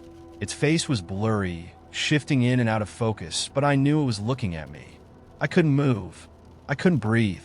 I just stared as it slowly tilted its head, the same way my reflection had in the mirror. The light flickered, and it was gone. I don't know how much longer I can stay here, but I'm starting to think it won't matter. Every time I think I'm alone, I catch glimpses of movement in the corner of my eye. When I try to sleep, I feel the mattress shift like someone's sitting at the edge of the bed. Even when I'm awake, I can't be sure anymore. This morning, I passed a mirror in the hallway, and my reflection didn't look back.